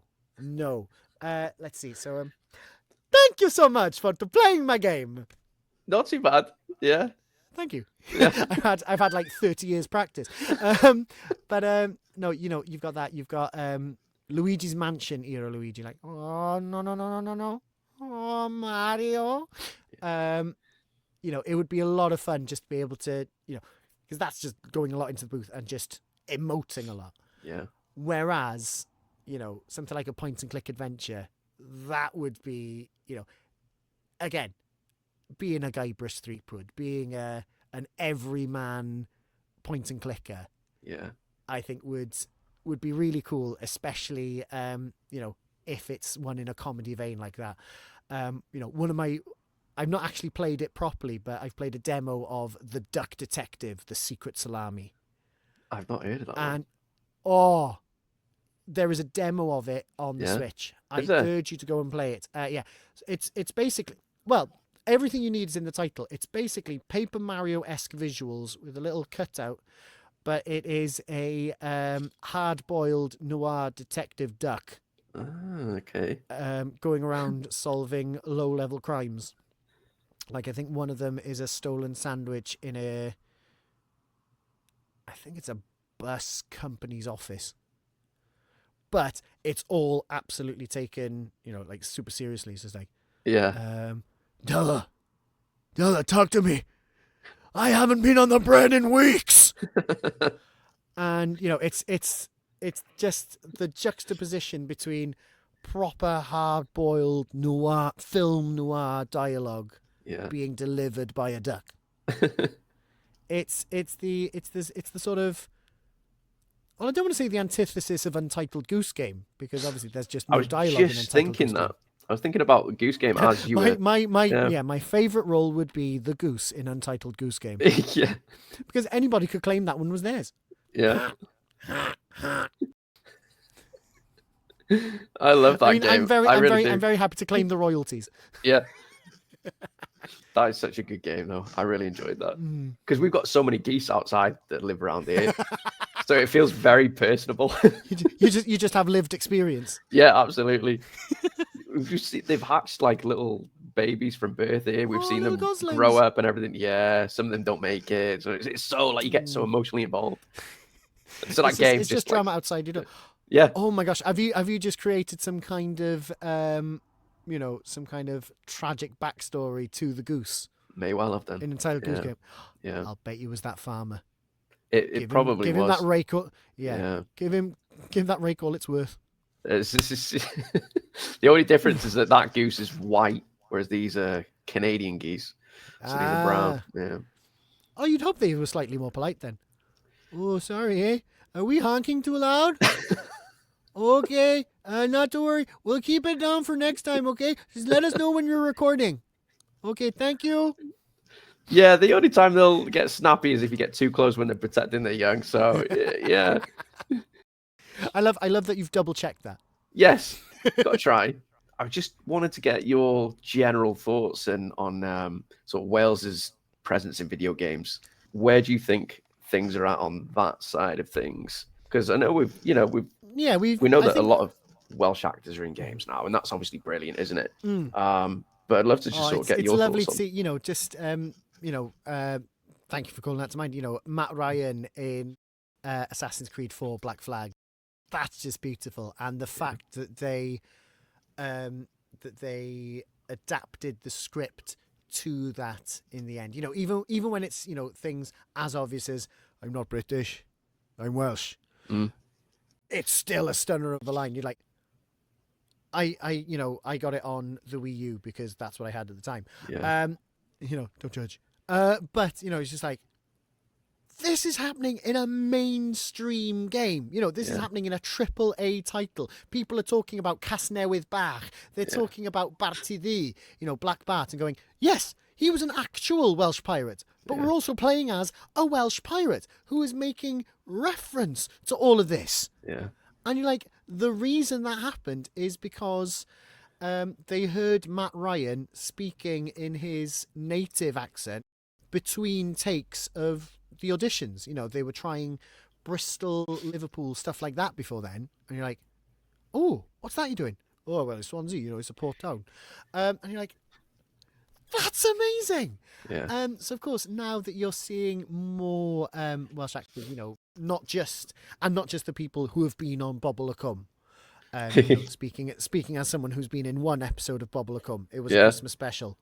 I got to dress up as a vicar. I got paid. It was amazing. I think I saw a clip of that then. Yeah, that's what I'd seen. that will have been in the show reel. I'm not trying to evangelize anyone. It's true. But no, you get people from all walks of life, and they are getting to use their native accents, which is brilliant because, of course, as someone from Mid Wales, even when you're doing Welsh stuff, not everybody, I don't want to say registers your dialect. They just don't think to use it. Normally all jobs are going to be somebody that comes from all the way up north, like proper sort of, Caernarfon, Cofi, Bangor, slightly flatter, that sort of thing. And apologies, I realise I'm doing the accent horribly there. I can only apologise. Or you've got people right down south. I'm living in Eisteddfod at the moment, so everybody's kind of talking like this. And of course, that's what everybody expects to hear like. So, you can't actually say anything in your own accent like. So it's just great that Welsh actors can be in non-Welsh game series or, non-Welsh settings, but still get to use their accent for it. Yeah. Because, that's just as important as getting the language, getting the culture out there. People realizing, oh, okay, no, they have their own way of saying things. It's not just this generalized area or this generalized area. Yeah. It's lovely to be able to see that. And of course, now that there are, like we mentioned, many more companies growing up, springing up in Wales, there's going to be a lot more games in Wales, from Wales. So, of course, from that, potentially, we're going to get a lot more games about Wales as well. Yeah. Things like, I know you featured recently Toward Dawn by Devi Serene. Of course, there's a lot of Welsh folklore in that, a lot of Welsh references, and they just happen to be there. Yeah. It's not a major focus of it. It's based on Welsh mythology, but, it's not necessarily beating you over the head with it. It's just, this is it. Yeah. Take it as the lore from Elden Ring or, the lore from a Metroid Prime. It just makes the world. Yeah. And then if you're interested, go and look it up here. Yeah, exactly. Just again, like with Assassin's Creed and the whole idea of the Animus, and then being able to pull up all the historical information about the places you're going. When they've added stuff, they've written it in. It's basically your director's notes. It's your director's commentary on the game. And of course, if you want to know more about piracy, Henry Morgan, you've got that information. You can go off and look into it yourself, which means that it just builds up naturally. And I think that is beautiful. Yeah, it is. But I know you touched on the Assassin's Creed there as well, which sounds like you're a big fan of. So, but what other Welsh references are some of your favourites that stand out to you across video games? Oh, now that is a very good question. I think one of my favourite ones is we recently got a PS4 in the house after years of me just going, a Sony in this house? Get out. But no, so somebody was just selling it, and I always said the only reason I would ever want to get a PlayStation console would be to play the Uncharted games. That sort of action adventure. I love a good Indiana Jones. Yeah. I am wishing and hoping that the Great Circle comes to Switch 2 at some point. Yeah. Please, I will pay. But I love the fact that in the tube scenes in Uncharted 3, Drake's Deception, you've just got those posters that say Visit Wales. Yeah. And it's like, oh, yeah, brilliant. It just, again, it's one of those things you don't expect to see it. You don't necessarily think you'll see it, but it's there and it happens. And you're like, Oh, fabulous. Yeah. Like I don't know if you though picked up on the dragon that he's got his thumbs up, and you don't Yes. realize. I never realized that for the longest time until I was putting these references together over the past year or so. Well, That's that's when the it thing hit me. with the Nathan Drake collection. You've got the you can go in and zoom in on the artwork. So Exactly. Yeah. I'll need to absolutely double check on that. But yes, Yeah. I'm sure you did mention that it just goes. Yeah. I never noticed it in the game until all these years later. And I looked at it again. You're right. Go into the menu and you can look at it, zoom in, and it's just the dragon's like smiling with his thumb up. It's great. And then there's lots of little silly things. So again with Monkey Island. So in the Curse of Monkey Island, on one of the islands towards the end of the game, doesn't have an accent or anything, but you meet the Flying Welshman. Of course, just a pun on the Flying Dutchman, but you're just like, oh, it's just registered. It's a thing. Yeah. Yes.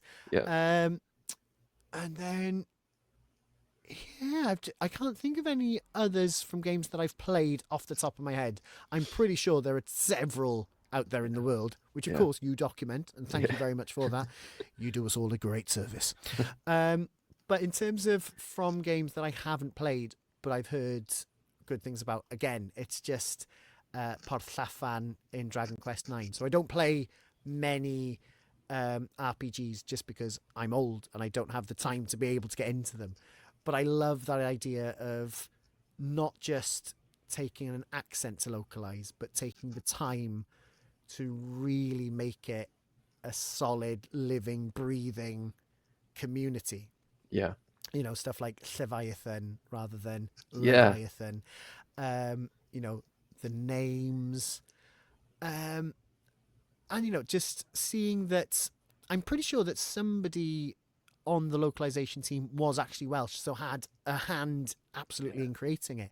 Yeah. But it's just that idea of somebody's taking the time to take their experiences, their culture, and not stuff it into a game. Because it's very easy to just go, oh, I know what I can do here. I'll just throw all this information at them. Yeah. They've gone, right, taken the time and adapted their lived experience into something else that would have been a Japanese lived experience. Yeah. So it's just like, oh, it's just very clever. And I can't equate it to song translation at all, but it's that idea of, here is something I know that will adapt well to what this meant to Japanese players in a way that would make sense to the rest of the world. Yeah. And I just think that's heartwarming. Yeah, absolutely agree with you. I didn't get into, which I've realized I've skipped over. I wanted to sort of know what your favorite types of music are in general. What sort of genres you love to hear within video games as well, and sort of, what some of your favorite songs, tracks in video games. Well, it's an interesting one because I think a lot of my musical tastes have actually been shaped by the games that I've played. I think anybody that has played Mario games from a young age will have some kind of affinity with swing jazz. Yeah. As in, you cannot get away from it, especially since like Mario 3D Land, 3D World, they've really leaned in heavily to big band jazz. You think back to the credits of Super Mario World, that kicks off with a full big band going da, da, da, da, da, da, da. It's all that kind of happy, jumpy music. So I've absolutely loved that genre. I dearly love the 8-bit big band that exists. And they are coming to London this October 2025. So I have immediately bought my tickets. I absolutely love their versions of songs. They've done Still Alive as a Frank Sinatra big band swing number. Wow. Have you not listened to them? Not Absolutely that rendition, no. Not get on board. It is Benny Benack III. I think it's on their second album, could be their first. But they've actually done the full trilogy of Portal songs Oh as wow. big band swing numbers. This was a triumph. I'm making a note here. Huge success. It's oh, Oh, my wife will love it as well. it doesn't She it loves does Portal and the music. Yeah, yeah. I got to check that it's out.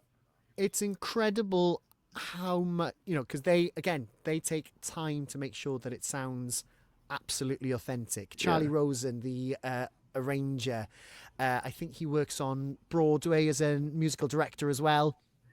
So some of the arrangements they've won Grammys because they've done. I think they won a jazz Grammy for their arrangement of Meta Knight's Revenge.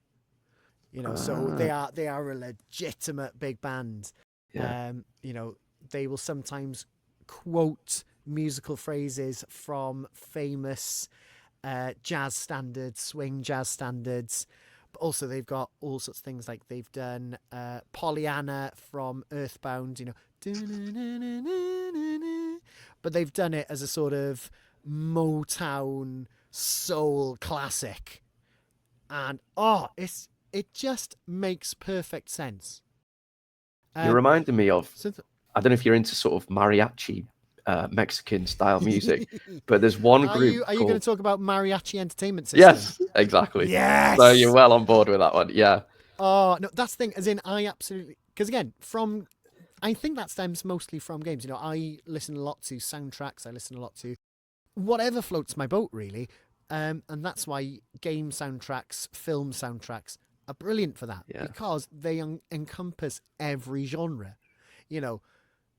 Mario Kart World recently, that is basically an education in jazz, but it's also bluegrass, it's also country, it's also rock and roll. You've got all of these different ones. And the great thing about games is, of course, when you get one particular song, it'll usually be arranged in a different style, in a different genre, in another game. So then, when you get bands like Mariachi Entertainment System, like the Consoles, like the 8-Bit Big Band, to name but three, the One-Ups, there's so many different ones. Then when they put them in their own genre of music, you're like, yes, it makes perfect sense. And again, it's that idea of bringing your expertise and your craft in your genre, so for example mariachi, into the games, because it's very easy to go, oh yes, of course it's mariachi, we put some guitar on it and wear a funny hat. But mariachi is a very particular style of music. A lot of people say that Gerudo Valley from the Ocarina of Time, which is a tune, is mariachi. It isn't actually mariachi. I think somebody says it's like flamenco, or it's more of a Spanish genre. So you can hear mariachi. I love in Rayman Legends, I love how insane that entire soundtrack is. It jumps from medieval madrigals to mariachi bands to there's a beautiful, absolutely divine rendition of Eye of the Tiger by Survivor off of Rocky 3 as a mariachi song. If you haven't heard it, do yourself a favor, end this right now, pause it if you must, get onto another screen, look up Mariachi Madness from Rayman Legends and listen to the end. I am not going to spoil anything else. It is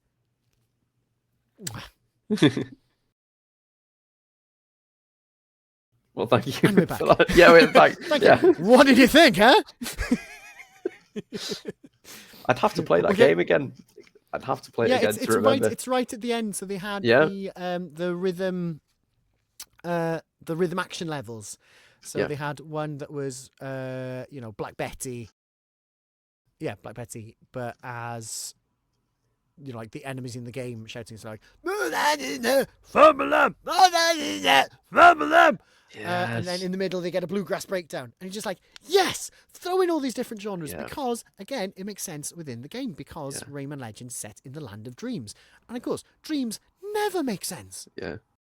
they've never made sense to anyone. You know, you can tell Joseph and his amazing Technicolor Dreamcoat what you like. You're just making it up, mate. You know, so of course you can just play around in all of these different genres, and that's another reason why I absolutely love games, because you get all these different musical styles coming at you. You know, could be in song, it could be in genre, it could be in just orchestral clout. You know, I know it doesn't necessarily answer your question. What kind of music do you like? Everything. Yeah, no. But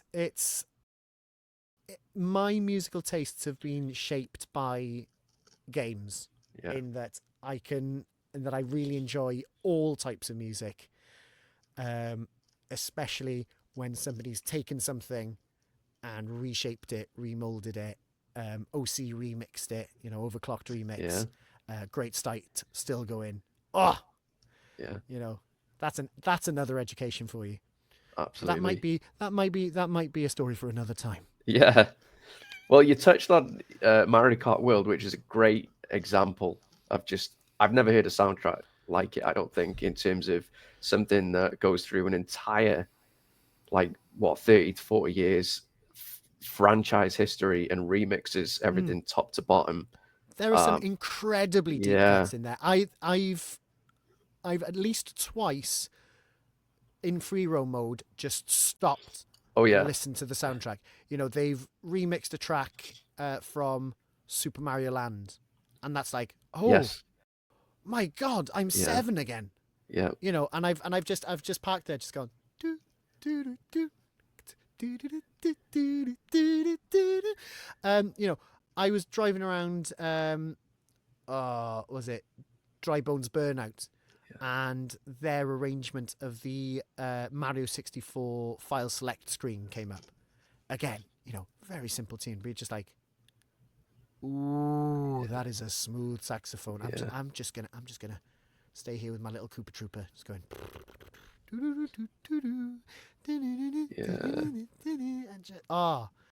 It's incredible. You know, it's that power of music just to be able to send you right back in time. Yeah. You know, just like, oh yes, I know where I heard this. Yeah. For the first time in this version, but you've got that. And sorry, again, I'm trampling all over your point, but no, with Mario no, Kart I was loving to get an idea of some of your favorite tracks from that, because again, I know as a massive Mario fan, I just love to know what some of your standouts are from that one. Well, again, it's a really difficult one to properly nail down. Obviously, I'm going to use those two examples because they are now free passes. I've mentioned them.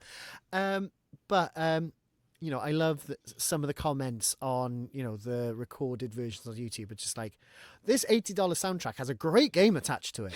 And it's true, because, you know, it's Mario radio, you know, as you say, it's distilling, you know, up to, well, you know, you've got tunes from the Donkey Kong arcade game. So we're talking about 44 years of history in that. And you've got some really deep cuts. You know, there are some, you know, I haven't played every single Mario Kart game, so there'll be games or music that I don't know from those games. But then you've got some really going back to like Flipnote Studio and the Mario drawing song. You're just like, did anyone actually use that at this end? But of course, you've got all those different kinds of ones. And of course, I'm going to have a massive bias for anything that's come from my childhood. So stuff like Moo Moo Farm from Super Mario 64.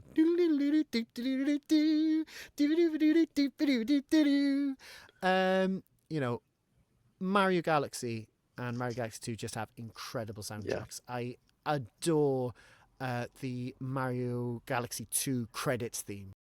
Just because you could tell that they knew they had a bigger budget. So they just went, do you know what? We're going to double the orchestra size and we're going to prove a point. And then, you know, at the start it goes...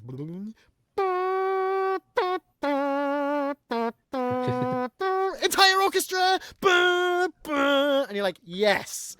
We're just going to get everyone blasting out exactly what is happening here. And, you know, just the Gusty Garden Galaxy theme from Super Mario Galaxy is undeniable. It is indomitable. It just, you know, it's rightly earned its place in the Mario theme pantheon as just a straight up banger. What else? But of course, then you've got loads of other ones. You've got your Bowser's themes as full on rock tunes. Because, that's the other thing. I was talking about Mario games just as swing jazz and, big band stuff. But you've also got legitimate, heavy rock, heavy metal. Baby Bowser's theme from Yoshi's Island. Yeah. That is proper thrash metal. Yeah. You can imagine Jack Black just knocking that off the top of his head. Sort of thing. Hey, we might hear it in the next movie. You never know. Yoshi's going to play a big part. He better. Yeah, I know. He better. He's my boy. Yeah. Like I say, if I'd have chosen not to be in my booth, I probably would have tried to find where I've got all of my sort of Mario Lego, where I've got the giant Yoshi figure that I bought back from Japan because I was lucky enough to be there. I'd love to see all that. We're obsessed. We'll do it after the stream. I will. Let's show each other our Yoshis. Oh my. Some people have to pay for that. We'll have to go to another site. Yeah, there are special sites for that. I'll keep it discreet. Oh no, I think the 2-hour mark is telling. It is a little bit, yeah. Well, I think we're probably close to wrapping up. It's just like, oh yes, time exists again. Hello. Yeah. Wow. No, this is. I didn't realize I had a child who was an adult. Honestly, it's been a wonderful chat and just a great insight, honestly, into what you've been doing with these incredible Welsh language video game songs. I just really couldn't wait to pick your brains about it and just hopefully spread the word a little bit, because I just really want them to have more attention. And, I hope you can keep producing. I know they clearly take such a long time to do, but I really do hope you can keep pushing more out. It's kind of it's a cross between them taking a lot of time and me not giving the time towards it because I'm lazy and I'm playing my Switch. And of You've course, got to DK enjoy Bonanza's yourself too. coming out. Yeah. Oh yes, it's probably too much. I'll have to. I'll try and work on a balance. Yeah. And then we'll go from there. It's hard enough. It's hard enough when you've just bought a £500 system as well that you want to make the most of. So, yeah. It is true. Yeah. Of course. Hey, you've got to find these new songs somehow. Exactly. Yeah. And hopefully you'll find another one in a few days when Donkey Kong Bonanza comes out. We're breaking through, right through the core, and there's anything else. I'm not really sure. Well, you've spoiled it. You've spoiled it now. You heard it here first, folks. Pray it will be the last. Osh, I appreciate your time, mate. And share all your socials. That's what I wanted to. That was the last. Before we go, I know you already touched on that earlier, but we'll give you a dedicated time slot right now for it. All right. Yeah. Hi guys, I'm Osian Llewelyn Edwards. Osian Llew on most social media apart from Instagram, where I think I'm Osian.Llew. Osian as spelled here. Thank you, Az, for reminding me where it is on your screen. Llew, L-E-W. Or easier still, just pop to, I'm sorry, I hit the microphone. This is horribly unprofessional. But if you pop up to my link tree, that'll give you the links to absolutely everywhere you can find me. On SoundCloud, on Facebook, on Blue Sky, and all other relevant channels. Diolch yn fawr. Perfect. I tried to be. That was pretty perfect. Just like the music you've been making. Well, thank you very much. That's altogether too kind. Diolch yn fawr iawn I ti. Diolch I bawb am wrando. Thank you for listening. Diolch yn fawr. Listen to this. Hold on. Am I pointing to the right side of the screen? Or are you that side? I'm that side.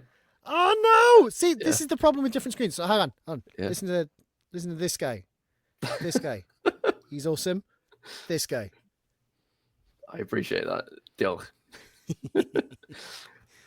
Hopefully we can chat again at some point in the future. I really do hope that you get some video game roles under your belt at some point as well, because you absolutely deserve it. Even if it's just singing a Welsh song or something, that would be amazing. Hey, if anybody wants to give me a job in any way, shape, or form, I will be very happy to accept it.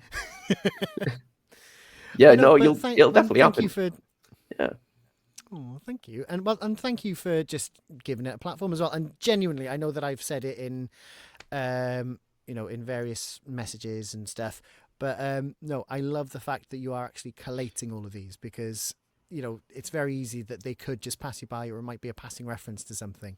So the fact that they are here and that you're essentially bringing the entire community together, it's. I think you're doing more work than you think you are, if that makes sense. Yeah. I realise that sounds cryptic and very sort of the hero's journey of me, but you are doing genuinely important and worthwhile work, and thank you so much for doing so. I appreciate that. Thank you. Yeah, no, it does help me to realise that what I'm doing is worthwhile. To hear comments like that as well. So, I genuinely appreciate that. So, diolch yn fawr. Dim problem o gwbl. But diolch yn fawr siarad efo fi. If I've got that right. Do bob gair, popeth yn wych. Osian, diolch yn fawr. Thank you so much for joining me, and I'm wishing you all the best with your acting roles and video game roles due to come, because I know they are. And I hope we keep seeing more Welsh translated video game songs soon. Hey, you and me both, brother. You and me both. Diolch yn fawr iawn I ti. Diolch yn fawr.